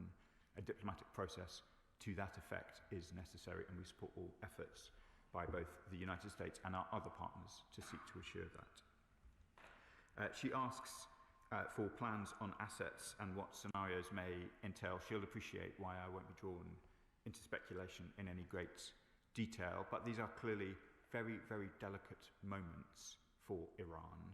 There has been, as she rightly says, very widespread loss of life on the streets of Iran. I will take this opportunity also to say, Mr. Speaker, I know that for many British Iranians, there is great anguish about the lack of contact they have been able to have with their families in Iran. I feel that most acutely for British people still detained by the Iranian regime, but it is obviously an experience felt quite widely across the country. The British Iranian community make an important contribution to this country, and I understand the anguish they feel over these recent days. Chair of the Select Committee, Dame Emily Thornbury. Mr. Speaker, I'd like to turn to the threat that Iran poses to people here in Britain. The Intelligence and Security Committee has said that since 2022, the risk appetite of the Iranian regime to attempt assassinations of dissidents and journalists in the UK has increased significantly. We need effective collaboration between the police and the intelligence services in order to protect ourselves, but also particularly those of Iranian heritage, against the Iranian regime's use of wide-ranging and persistent threats, including physical threats, harassment and intimidation. So what is being done to prevent attacks on media freedom in the UK by the Iranian regime, like the stabbing of Parole Zarati in March 2024? Mr. Speaker, I'll repeat to the House the message I gave the Iranian ambassador on one of our first interactions. Any violence on the streets of the UK which is linked back to Iran, whatever they may think about the origin of those individuals or the press coverage that they might supply, will be treated in the very most serious terms by the British government. And I have left the Iranian ambassador, and indeed all of our Iranian contacts, in no doubt about the strength of our feeling on these questions. James McCleary, Liberal Democrat spokesperson. Thank you, Mr. Speaker. We've been watching developments in Iran with anger and disgust. By some accounts, as many as 30,000 Iranians may now have been killed during the regime's brutal crackdown on peaceful protests, leaving relatives to sift through piles of body bags. There can be no doubt that Iran's leaders have perpetrated crimes against humanity on a catastrophic scale. It is utterly intolerable. The UK has a responsibility to hold Iran's leaders to account. The government must take concrete steps to ensure that those responsible will one day face justice. including sanctioning the senior leadership, which the government has already taken very welcome steps in the right direction on, using British satellites to collect evidence, pursuing action through the United Nations, opening a case at the ICC, and proscribing the IRGC. So will the Minister tell me how the government will hold Iran's leaders to account, and will the Minister commit today to those concrete measures I just outlined? And what is being done working multilaterally with our partners to apply sustained pressure to make Iran drop its nuclear ambitions and ensure it never acquires a nuclear weapon? Mr. Speaker, I set out to the Shadow Foreign Secretary some of the steps we're taking. I'm grateful for the support of the Liberal Democrats on the sanctions package that we announced yesterday, and I can confirm to the Honourable Member that we continue to be in very urgent talks indeed with a whole range of our partners about developments in Iran. We must see the fundamental rights of Iranians respected. Catherine West. Thank you very much, Mr. Speaker. And could I commend the Minister for coming to the House and his excellent work and that of his officials in bringing forward further sanctions yesterday and last week. And could I also commend the position of discussions and talks with European partners, Canadians and all others who are involved in the current very, very sensitive discussions. And could I ask him, could he speak with Home Office officials or his counterparts at ministerial level regarding the sophistication required for certain asylum applications which might come forward in the coming months, so that we can ensure that we send a loud message that there will not be any asylum for those who have been part of this recent crackdown? As the House would expect, my honourable friend asks important questions, and I will take that up with my ministerial colleagues, and I thank her for the attention. Oliver Dowden. Thank you, Mr. Speaker. Within hours of the Hamas massacres, protesters and marchers were organising against Israel. Yes. And yet here we are, weeks later, when the Iranian regime is murdering and torturing its citizens by the tens of thousands. Still no marches, still no protests. What does the Minister think that says about the prejudices of such activists? Mr. Speaker, I know the honourable gentleman, the former Deputy Prime Minister, pays great attention to developments in the region. He'll know that there have been protests outside the Iranian embassy and very disturbing counter-protests in support of the crackdown of the regime. I find anyone expressing that view on the streets of Britain absolutely staggering in the face of the horrors that we're seeing. Dan Carter.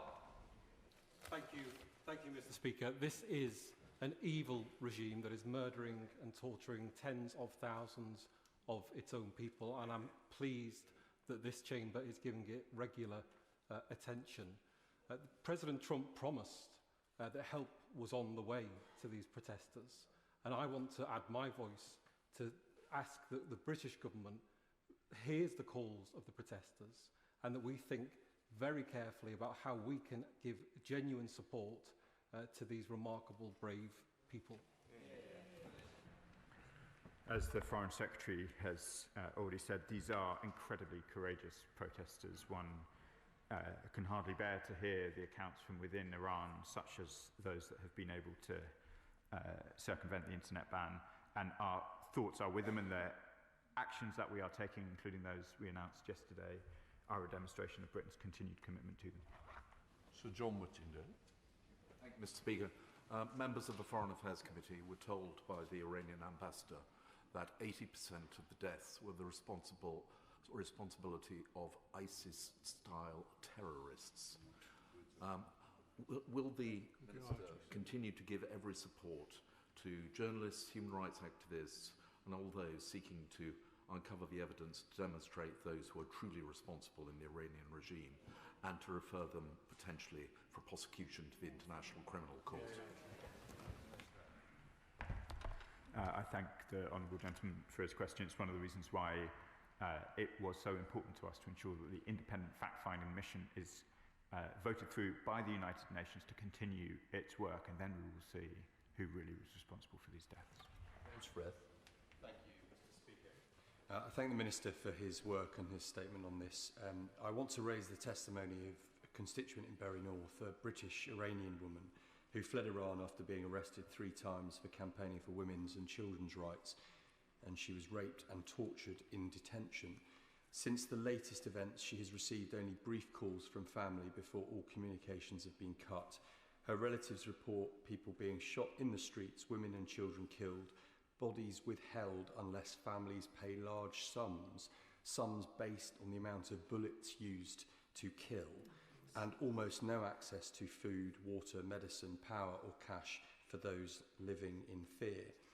Can the Minister say what the government is doing to document and preserve this evidence and testimony, whether the status of the Iranian embassy and regime-linked assets in the UK is under active review, and how we are supporting British Iranian families who fear the worst for those that they love back home?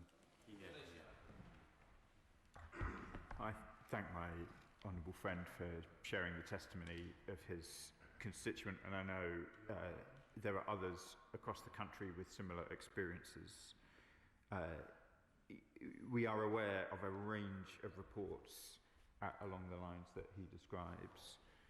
I've set out some of the steps that we will be taking in relation to the evidence collection that he described. We see the role of the independent fact-finding mission as absolutely vital to provide a United Nations-backed method by which the evidence can be preserved and accountability can be seen. Ford. Thank you, Mr. Speaker. In response to the unilateral US action in Venezuela, the government merely said that it was waiting to establish all the facts. This while President Trump said that he doesn't need international law and that he's only constrained by his own morality or his own conscience. In advance of any US unilateral action against Iran, can the Minister reassure the House that this time the government will speak up for the use of force when it is in compliance with international law? Mr. Speaker, as the House knows, this government is a strong supporter of international law. Everything that we do is consistent with that principle, but for reasons set out to the Shadow Foreign Secretary, I won't be commenting on hypothetical scenarios. Pluto. Thank you, Mr. Speaker. Can I welcome the sanctions that have been announced, including to prolific IRGC members? On the weekend, residents in Huddersfield took part in demonstrations to highlight the brutal repression, particularly of the Kurdish community in Iran and Syria. And as my constituents have said to me, many of the UK Iranian community are concerned for their safety and safety of members of their family in Iran. So what assurances can the Minister give to me for my residents? And also, what else can he say about making sure that we prescribe the IRGC? Thank you. I'm grateful to my honourable friends for raising the concerns of her constituents in Huddersfield. I know she referred to her Kurdish community in Huddersfield, and I know that there is a great deal of concern amongst Kurdish communities across the region, and we've discussed events in northeast Syria recently in this House, so I hope Mr. Speaker will forgive me if I pass brief comments. Since that discussion, I'm very glad that there has been a ceasefire in relation to northeast Syria, which is a source of considerable reassurance to those living there. On her important question about the prescription of the IRGC, we're committed to the findings of the Hall Review, which set out the need to have a state analogous process for prescription, and we're committed to bringing forward legislation to achieve that. Well, will he please get on with doing that? The fact is that the Independent Reviewer of Terrorism has signalled a way in which something analogous to prescription can be done to the IRGC, even though it is a state body. Does the Minister accept that there is an analogy between the IRGC and the Gestapo and Hitler's SS, both of which were designated as criminal organisations by the Nuremberg Tribunal? Would he be as slow to act if we were operating in that context? For goodness sake, get on with it and implement the findings and recommendations of Jonathan Hall. Mr. Speaker, I want the House to be in absolutely no doubt. The IRGC is already sanctioned in its entirety in the UK. The sanctions that we announced on Monday included the Minister of Interior. There is no pulling of punctures by the British government in response to the sanctions. And I would say gently to him and the other side of the House that we're moving with considerably more alacrity on these questions than the other benches did in their period in government. Still a crease. Thank you, Mr. Speaker. The Minister is right when he says that our constituents who have relatives in Iran, who are also British Iranians themselves, are looking to us for clear action. I must press him on this point about prescription, though. He is aware, as has already been raised, that the European Union has added the IRGC to its terrorist list, as has Australia, Canada and America in prescription. Now, 3 weeks ago, when I raised this with the Foreign Secretary, she talked about the importance of us taking action in concert with our allies. Given that our allies have already prescribed the IRGC, can you at least give us some comfort that that legislation will come forward forthwith, and this is an urgent priority for the government? Mr. Speaker, I thank my honourable friend for the question. I want to see this legislation as soon as possible. It is Home Office legislation and it will need to go through the House in the usual way, but we're treating it as a matter of urgency.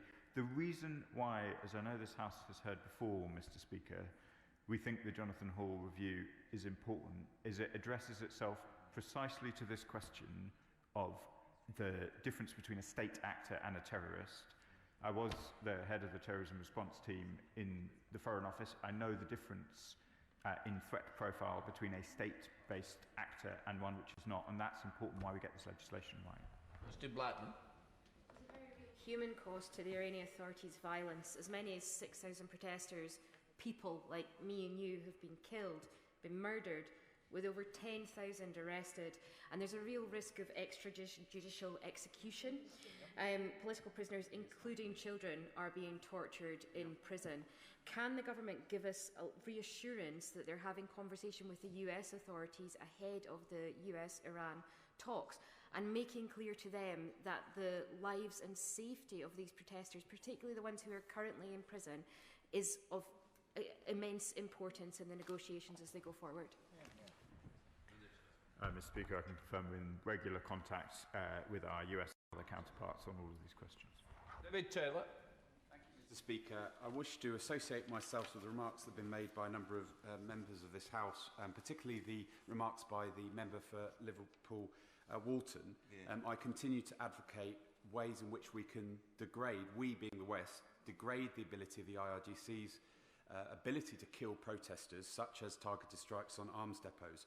But I wish to turn my remarks to the question of prescription, and I'm grateful the government's moving forward with ways to look at prescribing the IRGC. But there is also another organisation called the Islamic Human Rights Commission, which is linked to the Iranian regime, according to the Times and others. And just this weekend, they were seen on the streets of London with placards in support of the Ayatollah, with chants in support of the Ayatollah. But even more depressing than that, I've heard reports from Iranian freedom protesters that they have been beaten up, including women, when they have attempted to hold these people to account outside their own centre. So I would ask ministers, when they're looking at this question of prescription, to look at other groups like that, which go under the guise of standing up for human rights, but doing anything but. Mr. Speaker, I'm grateful to my honourable friend for his advocacy on Iran and for his question. We are aware of some of these reports of pro-regime protests in the UK. I can't comment, as he would expect, on the process of sanction or indeed prescription review, but I've taken his remarks up. Mr. Speaker, I join with others in expressing horror at the stories that are coming out of Iran and the enormous death toll, and I hope the Minister will take advantage of the international institutions, which he has from this dispatch box expressed confidence in the past, to bring a case at the ICC, particularly against the leaders in Iran. But I have a secondary question, which is this. If the Iranian people, through their courage, are able to throw off their oppressors, are we able to say that there is a plan to support whatever may emerge after that event? Mr. Speaker, for reasons I'm sure the honourable gentleman will appreciate, I don't want to be drawn into speculating about regime change in Iran. The question at the moment is the rights of the Iranian protesters. That is what we want to see protected. That is what we are so horrified to see violated in the way that the reports suggest it is being violated. And that is where I want to focus my remarks today. Thank you, Mr. Speaker. In the last few weeks, I've had heartbreaking conversations with Iranian and British Iranian constituents and letters from many more, they have fragments of information about what is coming out of Iran, and what those fragments show is many first-hand examples of horrific violence, killing, and relatives unaccounted for. I'm glad to hear about the step up in sanctions and the commitment around the IGRC. I would welcome any reassurances the Minister can give on what we're doing with our allies to break the internet blackout, so we can actually get information out of Iran about what is really happening, both for evidence purposes in future, but also to help the families that I represent find out what's happened to their loved ones. I know there is a large British Iranian community in Kensington. I join with him in sharing in their anguish. The most important step that needs to be taken to lift this internet blockade is for the Iranian authorities to take that decision, to allow the Iranian people access to information which is their right. I won't comment any further on some of the operational elements that he touches on, but it's absolutely vital, and I repeat my call today from the dispatch box as I made when last we discussed it. The Iranians must allow their people access to the internet. Thank you, Mr. Speaker. In answer to questions from members on both sides of the House in relation to the prescription of the IRGC, the Minister has rightly said he wants to see that legislation come forward, but we still don't have a fixed timetable. Given the EU have prescribed them, the United States, Canada, Australia, doesn't he think that it shows Iran incredible weakness from the United Kingdom not to be following suit? And furthermore, given Hezbollah were part of the government of Lebanon when the previous government prescribed them, that there's plenty of precedent to just get on and do it. I don't think that the Iranian government's interpretation of the actions of the British government in recent weeks is one of weakness. This is a far-ranging sanctions package announced on Monday, and it follows a whole range of actions, some of which I described to the Shadow Foreign Secretary in response. The point that the Honourable Gentleman makes, which is a fair one, is given the urgency of this situation, are we taking all of the steps that we need to? We think the whole review is a substantial contribution to this question around the risks of the IRGC. We want to follow it carefully and make sure we do this properly. That does not mean that we cannot act swiftly through our sanctions regime in the way that we announced yesterday. Alex Ballinger. Can I join the Minister in condemning Iran's brutal crackdown on peaceful protesters in recent weeks? But it's also important that those that do Iran's bidding on the streets of the UK, particularly targeting those peaceful protesters, are held to account. So I welcomed last year the decision for the UK to put Iran on the Foreign Influence Registration Scheme. Can the Minister update us on the impact that is having on that crackdown Iran is trying to do on our own streets? Mr. Speaker, I'm grateful for the question. Mr. Speaker, the way that that hostile states have sought to take advantage of the freedoms in this country is by failing to register when they have agents on our soil seeking to act on their behalf in whatever way. The Foreign Influence Registration Scheme means that it's now an offence not to declare if you are acting as an agent for another country. It may well be that Iran does not, or those seeking to act for Iran, do not register under FERS. If they do not, they are committing an offence, and I have every confidence in our services and police force that such people will be found. I'll tell the Charles. Thank you, Mr. Speaker.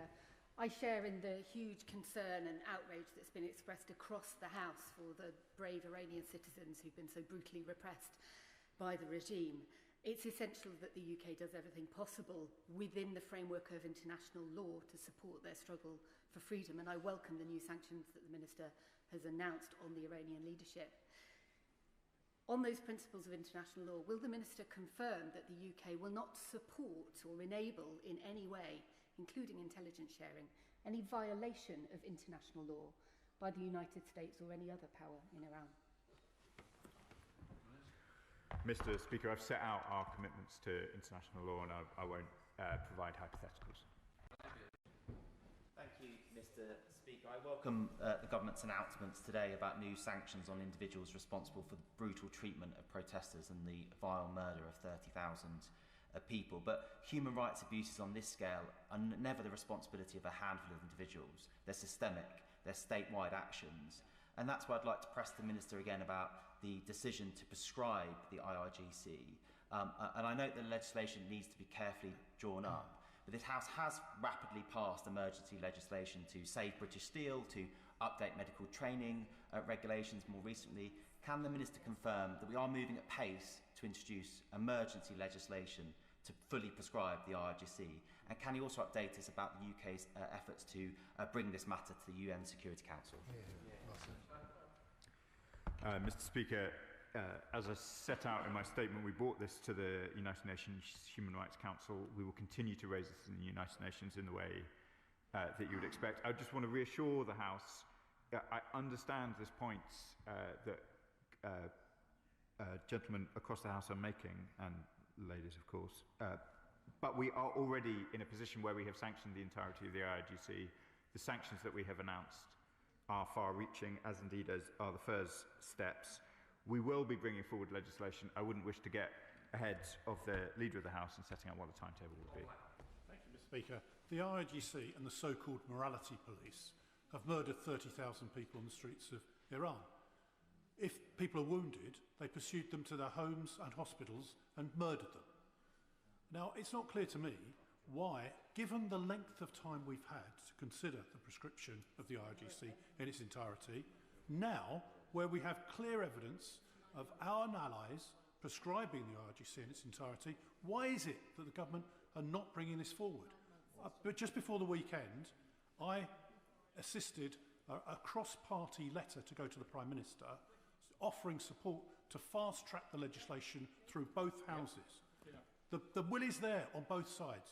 So will the Minister, obviously he can't answer this from the dispatch book now, go back to the Foreign Secretary and the Home Secretary and get this done?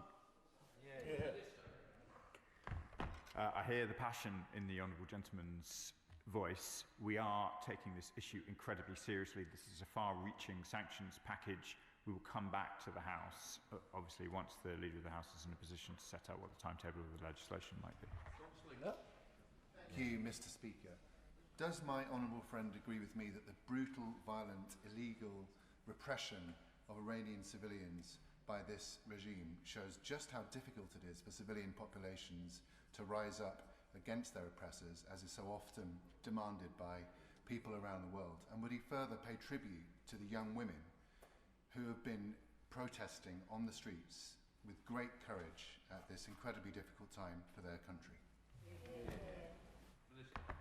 My honourable friend is absolutely right. I'm sure many members of the House will have seen the pictures of female protesters on the streets of Iran, not just in Tehran, but across the country.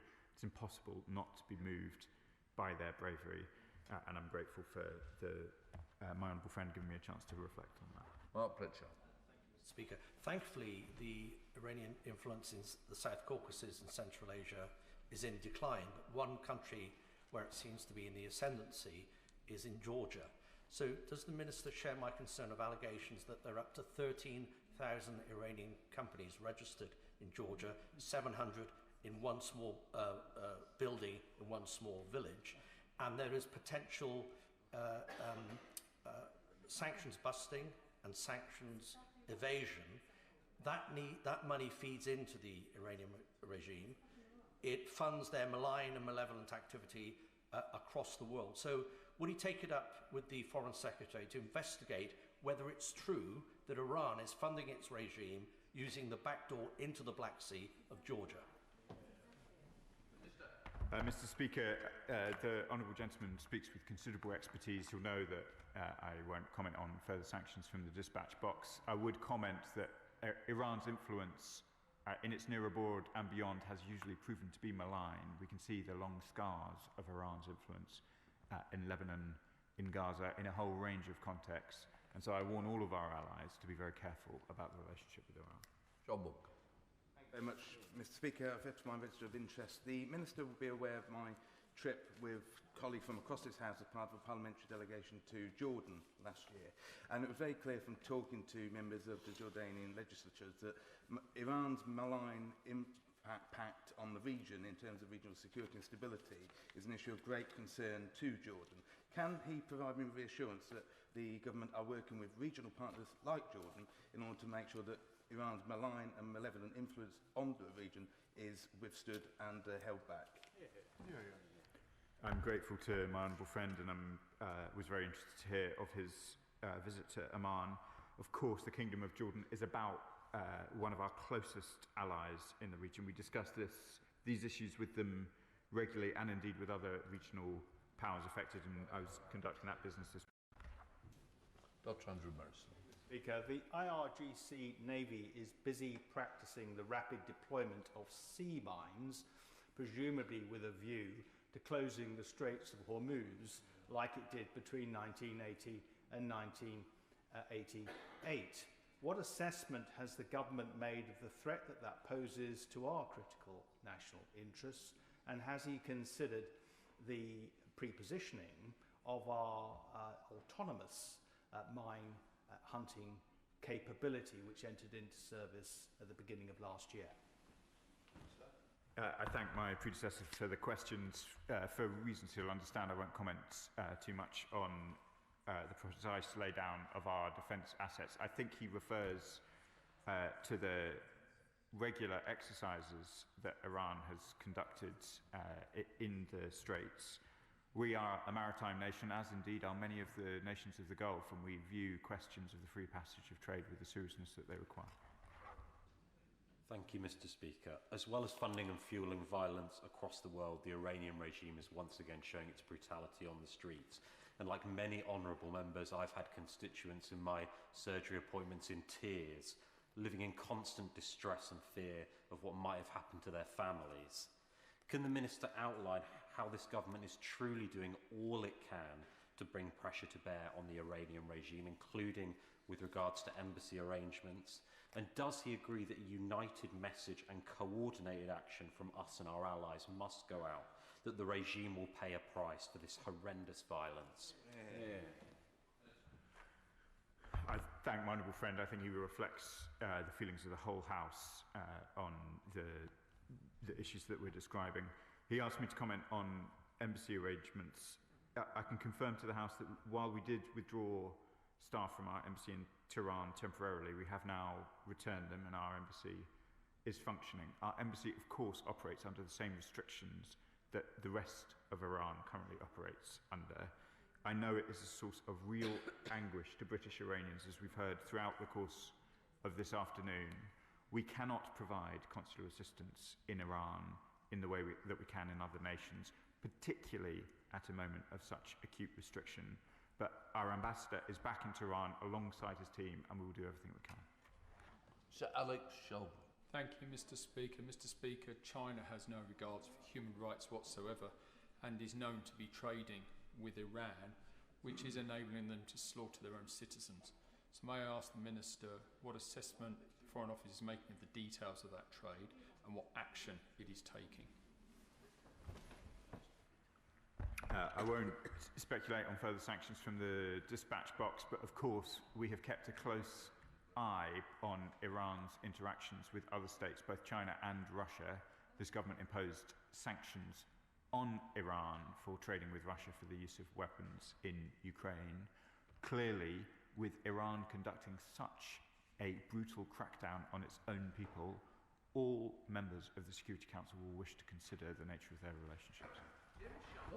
Thank you, Mr. Speaker. Can I thank the Minister very much for his tone and what is a very grave and incredibly grave situation, and thank him for that. Some 6,500 killed, seems headshots, blinded and murdered, thousands injured, and it is estimated some 60,000 in prison. Whilst it is positive news that there may be talks between our closest allies, the USA, and the despotic regime in Iran, we can never be complacent about the present situation.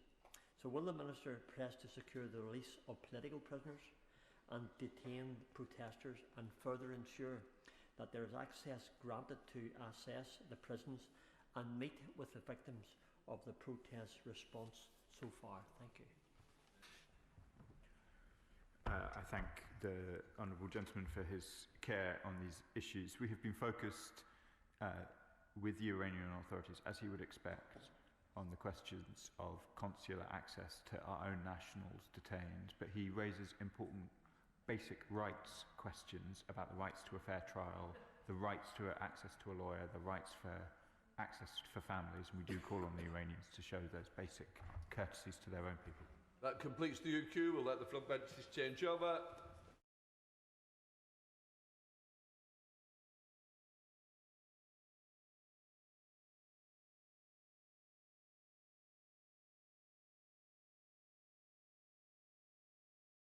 Secretary David Lammy. Well, with permission, Mr. Speaker, I will make a statement on Jonathan Hall KC's independent review of separation centres and the government's response to it. On the 12th of April 2025, convicted terrorist Hashim Abedi brutally attacked 3 prison officers in the separation centre at HMP Frankland. I've seen the CCTV footage of what happened, Mr. Speaker, and it's truly horrifying. And I want to pay tribute to the officers, who I know will continue to be deeply affected by the appalling attack that they suffered simply for doing their jobs and keeping all of us safe. As the House will know, separation centres are specialist, high-secure units within prisons containing the most pernicious, extremist and terrorist offenders, determined to spread hate and inspire violence. And extremism in the prison estate takes, of course, many forms. But to date, these units have only been used to contain Islamic extremists, and they protect other prisoners, staff and the public.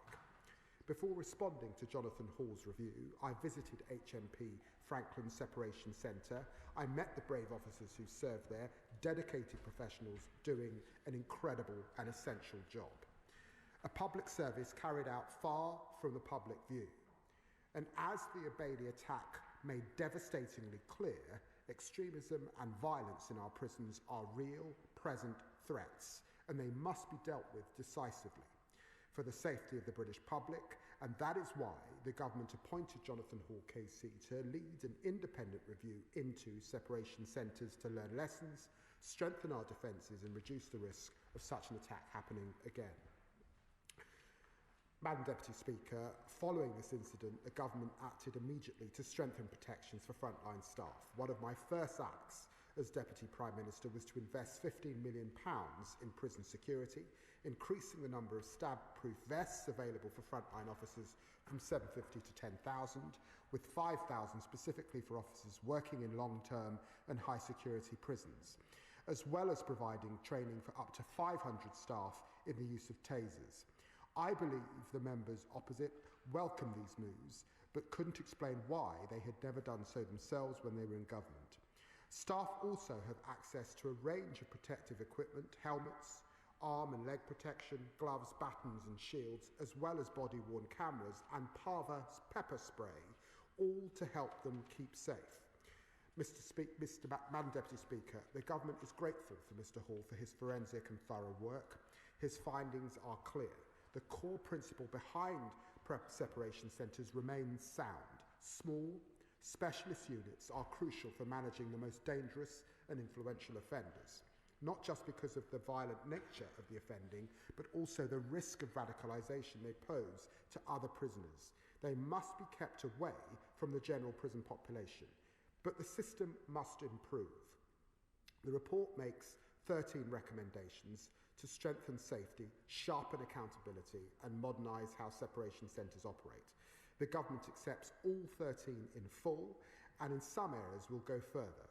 Full details are in today's government's response, but I will now set out the key themes. The first focuses on managing risks. When it comes to staff safety, Mr Hall finds that the most dangerous offenders actively seek out weaknesses to exploit, and the underlying risk posed by certain terrorist prisoners can never be entirely removed. The government is clear that prison staff must be properly equipped to spot those risks and tackle them.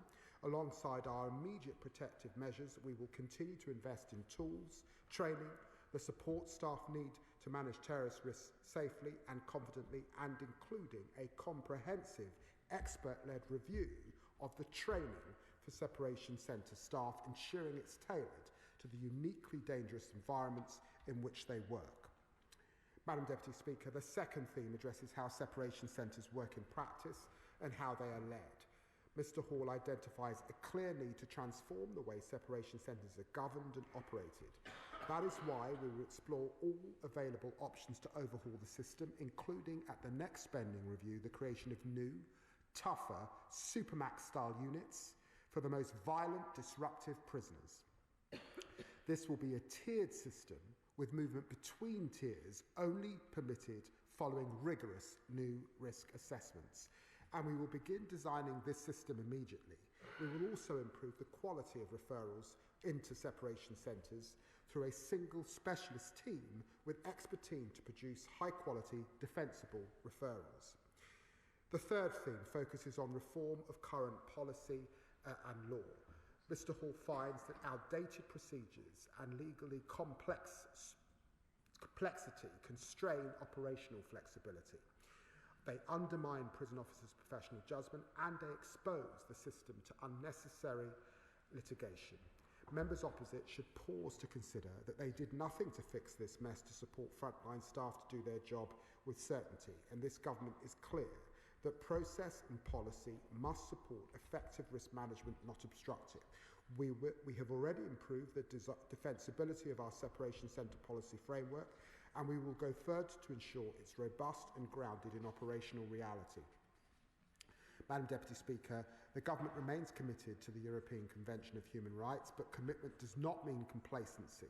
We recognise the challenges of Article 8, composed for separation centre decision-making, as highlighted by Mr Hall, and the impact that litigation has on the ability to manage terrorists and other dangerous offenders.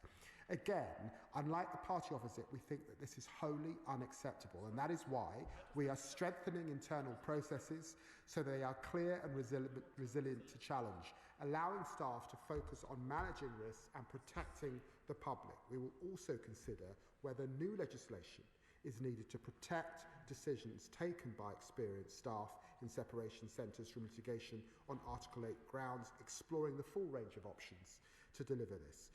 While being clear, we will remain compliant with our obligations under the ECHR. The fourth theme focuses on intelligence. Mr Hall finds the current intelligence practices are too bureaucratic and insufficiently focused. The government has already improved how intelligence is used across the prison estate. The new counter-terrorism training package launched last year supports staff to identify and act on terrorist risk behaviour.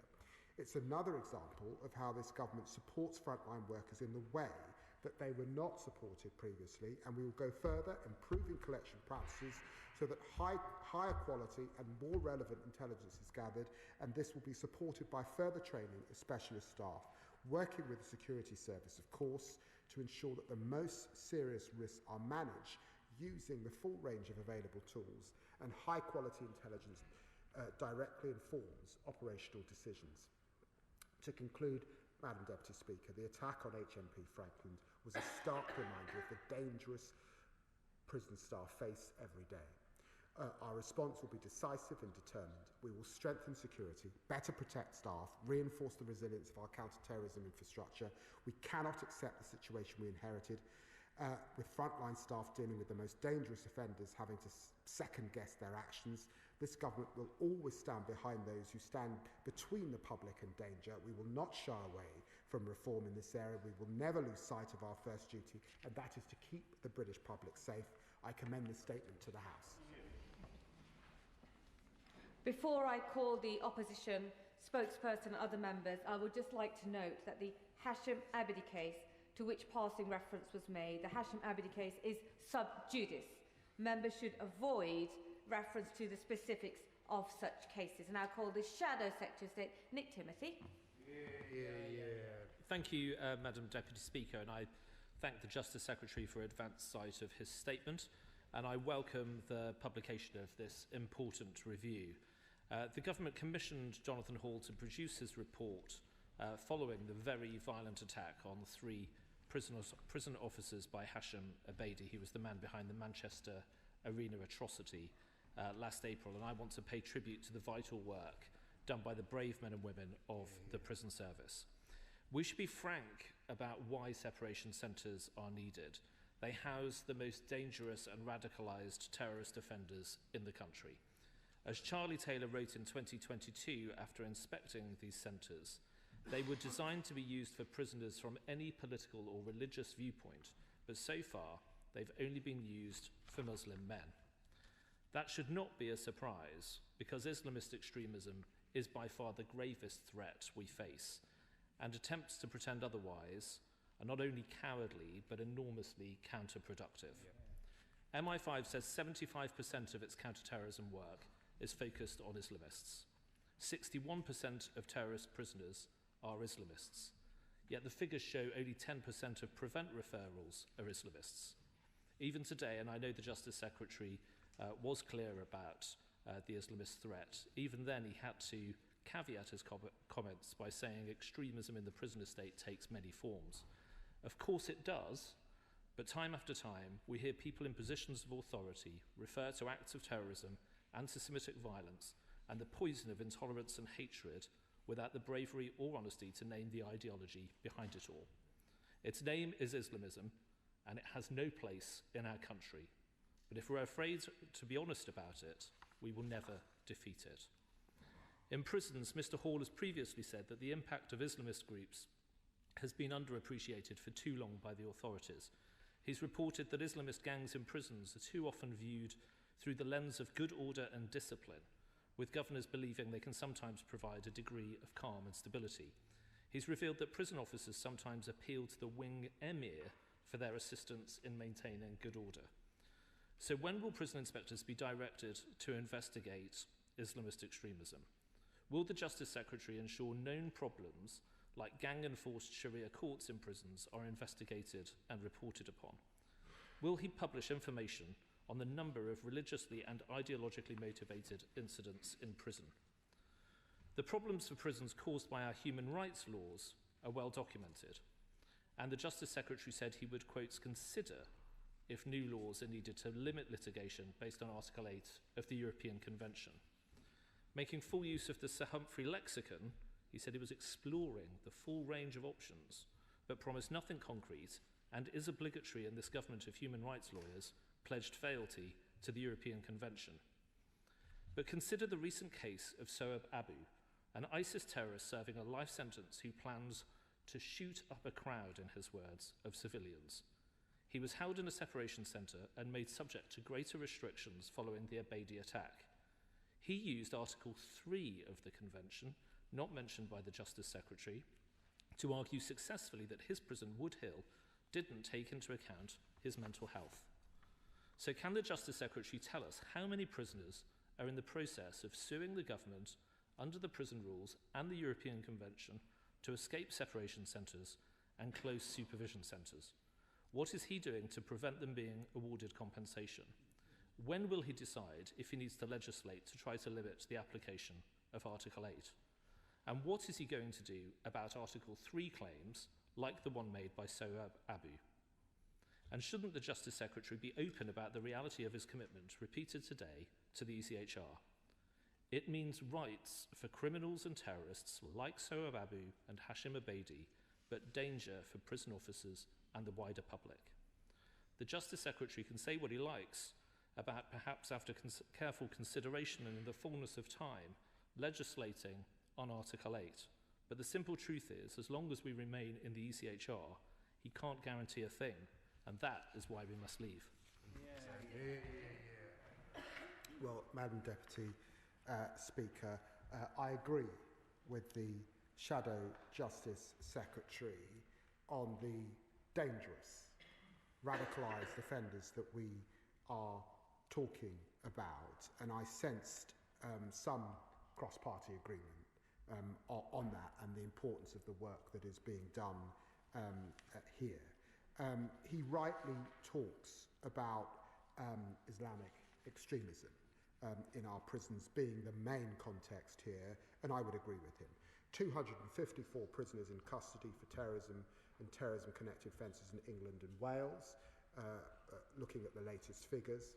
60% of those held have an Islamic ideology, 30% held have an extreme right-wing ideology, and 10% were categorised as holding other ideologies. And he's right that in these separation centres, as I conveyed, we are dealing with Islamic extremism, and it's pernicious and it's challenging.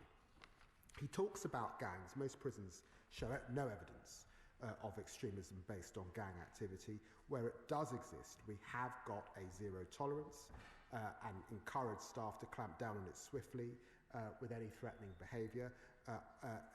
Jonathan Hall talks about the important training that is necessary in this area, and that is why we will be investing in training counter-terrorism specialists and intelligence officers to identify and disrupt gang activity particularly. And our internal assessment, because he talks also of the previous work that was done in this area, our internal assessment is that 208 out of 230 recommendations have been completed when we look at the entirety of other reviews that have looked at counter-terrorism in prison, and some of them he will have commissioned in his time in the Home Office. Only 7 of those recommendations rejected, 15 remain open. All of the open recommendations are from more recent reviews and are being actively worked on. Some of them require legislative changes. Look, we recognise, of course, the use of Article 8 and Article 3 in relation to this group of prisoners, but we are absolutely clear that talk about leaving the European Convention of Human Rights, in the end, a convention that was championed by Winston Churchill, would leave children, the elderly, and many vulnerable victims like those of John Worldboy, the 97 killed in the Hillsborough disaster, British troops who died in Iraq, in the most vulnerable of positions. So we cannot and must not do that. So first, we're looking closely at the guidance, as I indicated, and 2, we will explore legislative obligations. That's the sensitive and detailed work that we must do, because we do it within our existing obligations to the ECHR. Thank you, Madam Deputy. I call the Liberal Democrat spokesperson Jess Brown-Fuller. Thank you, Madam Deputy Speaker. I want to begin by paying tribute to those officers who suffered an appalling assault simply for doing their job. They and their loved ones will continue to feel the effects of that day for years to come. They deserve not only our thanks, but the assurance that everything possible is being done to prevent anything like this from ever happening again.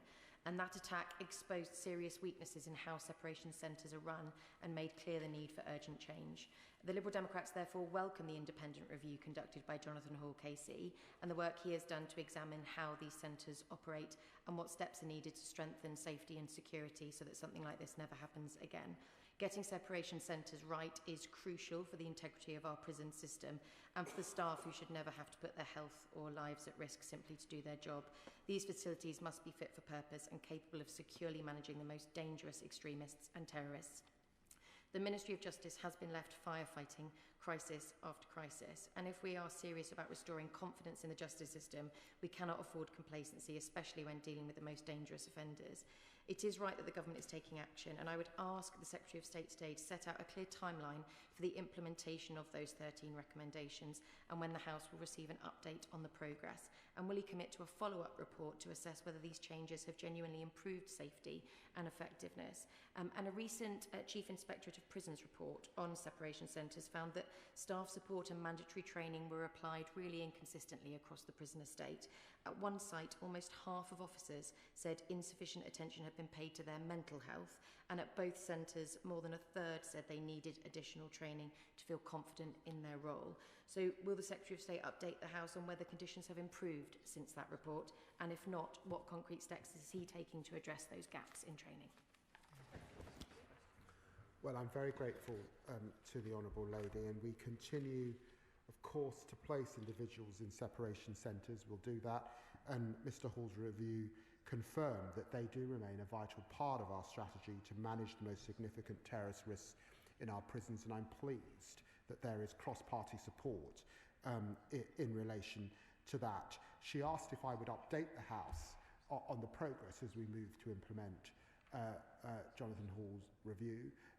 And I will seek to find ways to update the House as we move through that. But I have indicated that some of those recommendations will have some bearing on the next spending review and indeed on legislative timeframes, so I suspect they will go beyond this particular Parliament. She's also quite rightly mentioned the mental health of the officers involved. And what, to be attacked in the way that we saw does involve tremendous trauma for those officers. Officers who are putting their lives at risk on a day-to-day basis, not just the officers but their families, but those who remain to deal with the aftermath of those attacks, the other officers in the building. So the training is vital, which is why she's right, it can't be inconsistent, and it's why it's the underpinning of the government response today that we also ensure that the intelligence agencies and counter-terrorism are working hand in hand with our experts in prisons to get this right, and that we approach this with we approach these offenders with a degree of cynicism and scepticism as to their ability to refrain from the ideological conviction that clearly persists. Father of the House, Sir Edward Lee. I agree with everything the Justice Secretary says about making these places safer, but I've been reading the report from the Prisons Inspectorate, which said that whilst separation centres were generally safe, there wasn't enough skilled focus on de-radicalisation. This is a highly complex area. Now, I don't want to sound like a sort of weak and washy liberal, but we do believe in the prisons are not just about punishment, they're also about redemption. So the Secretary of State may not be able to reply now, but I'd be interested if he could write to me in saying what skilled psychological pressures are we using on these people to try and change their behaviour. There are many good Muslims who totally abhor violence, who we could perhaps involve in this process. Maybe I'm being naive, but I think it's a question that needs to be asked. Well, I recognise in the question the power of the Honourable Gentleman's Catholicism in redemptive capacity, and it's important that we have the best psychiatrists and those with the necessary psychosocial skills in this area working with this group of offenders. But I am convinced that we do have to remain cynical and cautious in relation to this particular group, recognising that you can present for years as effectively a passive, compliant prisoner and then down the line suddenly attack prison officers in the way that we saw. I entirely agree with what the Justice Secretary has just said about the dangers of deception, and it's also concerning to note that people are now trying to use a mental health argument to get out of separation centres, given that anyone who holds a fanatical Islamist, Nazi or revolutionary view from some other doctrine by definition has a mental health question mark over their personalities. But can he give an indication, and I appreciate he may have to write to me afterwards, can he give any indication about what proportion of people who have been imprisoned for terrorist offences related to Islamism are in separation centres and are in the rest of the prison estate? And what is known about the numbers of other people in the rest of the prison estate who have been radicalised by Islamist extremist prisoners within those parts of the prison estate that are not separated out like the units with which is primarily concerned today? Justice Secretary. Well, I'm very grateful to Right Honourable Gentleman. I'm happy to write to him with the detail because it's a very good question. With 254 prisoners in custody for terrorism related, and 60% of those having Islamic ideology, and all of the prisoners in our separation centres coming from that cohort, he will recognise that with a rising population of people in prison who present or say that they are of the Muslim faith, this is a tiny, tiny proportion. And it's important to emphasise that. However, radicalisation is a bigger thematic area than just the work of those extremists in separation centres. He's absolutely right. We've got to continue bearing down on it. And I've discussed this at committee stages of bills under the last government. It remains a long-standing issue, and it will continue to be, I suspect, for decades to come. Ben Obsijekti. Deputy Speaker, I wholeheartedly agree that our most dangerous prisoners should be dealt with appropriately, but I want to touch on an adjacent point around prison capacity. We're obviously aware that the government is in the process of rolling out more prison places, around 14,000, but we're also aware that none of those prison places are currently designated as Category A. Now, looking at the most recent statistics for the beginning of the year, of the available capacity within the prison system, only 12% of it is actually Category A. Is the Justice Secretary confident that there is enough remaining capacity in the prison system at Category A level, given that the remaining prison places planned are Category B to D? And what is the number of available prison places remaining that will trigger a need for us to build out that capacity? Well, I was very pleased to say that in the orals just previously that we now are turning the tide on the prison capacity crisis that we inherited.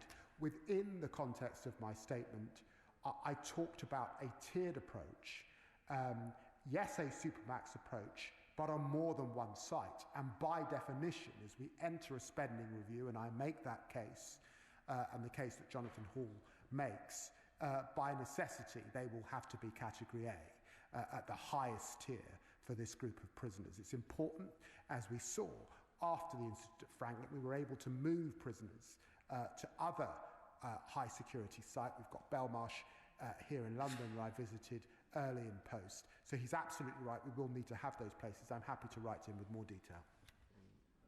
Jim Shannon. Thank you, Madam Deputy Speaker. Can I thank the Minister for his statement and for his careful words. In Northern Ireland, we have operated segregation within our prison during the Troubles and found that it is essential to keep those who were able to turn moderates around into fanatics away from the general populace. However, for most of that time, we didn't have to wrestle against the ECHR. In matters of national security, we have the right to restrict privileges such as privacy and right of assembly. So will the Minister not exercise these powers and to keep in isolation those whose very presence is dangerous? Well, I recognise that the Honourable Gentleman has great experience in staring at the face and the consequences of terrorist and extremist behaviour. I think it's important that we remain within the ECHR framework, but it is also important that we bear down on excessive litigation, that the guidance is clear for the staff that have to work within this framework, and where we can, we look at capping, compensation payments, for example, and other areas. So we will continue to review how within staying within the law, we're not creating an excessive and unbearable environment for those who have to work and protect us all. That is the end of the statement on separation centres review. Point of order, Kirsty Blackman. A number of news outlets, Madam Deputy Speaker, are reporting, alongside comment from Downing Street, that the Cabinet Office has sent unredacted correspondence to the police regarding Peter Mandelson's leaks of market-sensitive information to the sexual predator Jeffrey Epstein. Has the Deputy Speaker or Mr Speaker's office received any notification from the Prime Minister that he intends to give a statement to update the House on this? And if she has, will she ensure that time is made for the Prime Minister to give that statement today? I thank the honourable member for giving notice of this point of order. I have not received any notice that any minister intends to make a statement on this matter. Ministers on the front bench will, however, have heard the honourable member's point of order and no doubt passing that on. Right, that's the end of the statement. If the front benches wish to shuffle over.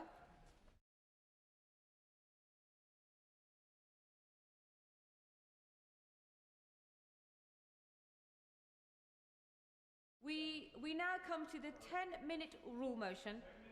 British-made bricks. Adam Jogi. Well, thank you very much, Madam Speaker. I beg to move that leave be given to bring in a bill to require the Secretary of State to publish proposals for measures to increase the use of British-made bricks in construction projects in the United Kingdom, including specific measures relating to the building of new homes and for connected purposes. This bill is a big deal for my community back home in Newcastle-on-Lyme. Our people are smart and skilled. For generations, they powered our nation, they made, they designed, and they thrived. My bill is about ensuring that communities in our industrial heartlands are not forgotten, Madam Deputy Speaker, or left behind, and are given the opportunity once again to show what they're made of. We all know that there's a housing crisis in our country, and so I welcome the commitment to build 1.5 million new homes by the end of this Parliament.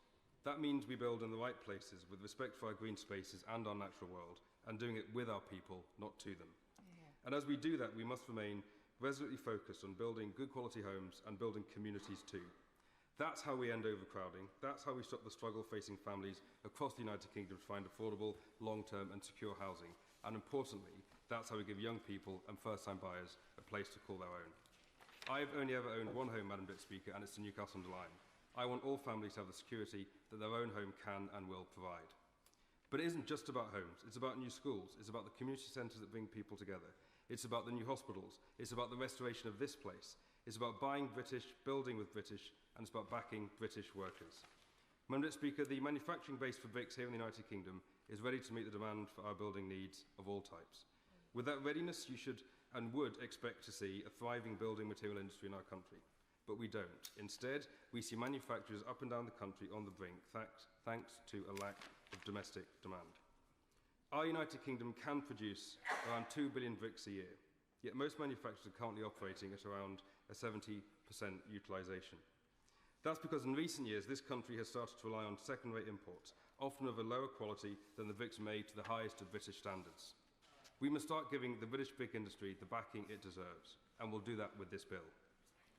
The British brick industry started to decline when brick kilns were shut across the country following the economic crash of the late noughties, and brick imports to the United Kingdom began to make up for this decrease in domestic production.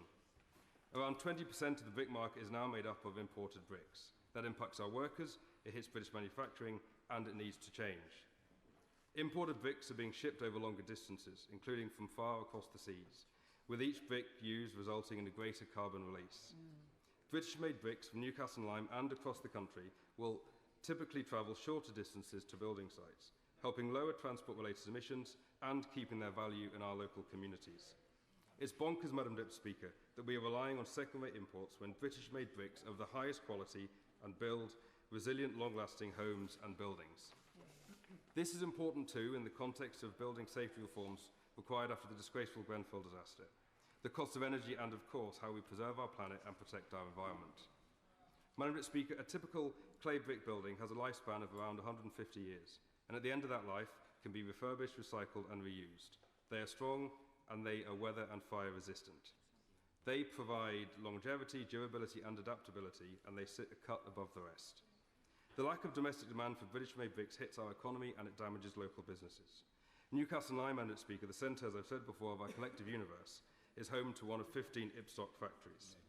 Ibstock is a leading British brickmaker with a proud history of supplying bricks to British businesses, builders and the wider construction industry for more than 200 years.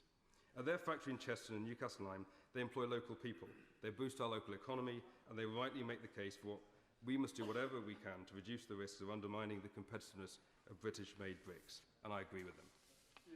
North Staffordshire is the ceramic centre not just of our country but our world, and the industry is hurting. My constituency neighbour, the couple I see here today, over the A500 and colleagues on this side of the House will continue standing up for the ceramics industry and keep pushing government to go further and do more in standing up for and protecting the industry in our communities and this country.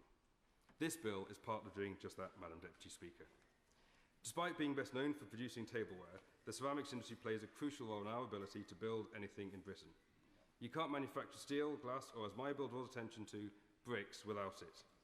The sector and its supply chain is concentrated in our part of the world, but over the last few years the industry has suffered huge losses due to rising energy costs, trade disruptions, and the ongoing impact of the illegal Russian invasion of Ukraine. The ceramics industry is hard to decarbonise. Let's get real about it, Madam Deputy Speaker. But let's also not forget that our businesses are willing to engage and make their contribution to that effort. Progress can and is being made. Recent initiatives such as pilot hydrogen-fired kilns demonstrate that the industry is committed to modernising itself with low-carbon manufacturing. Hydrogen production is vital to manufacturers having the confidence to move away from natural gas kilns to modern electric and hydrogen-fired manufacturing processes that will future-proof the industry. The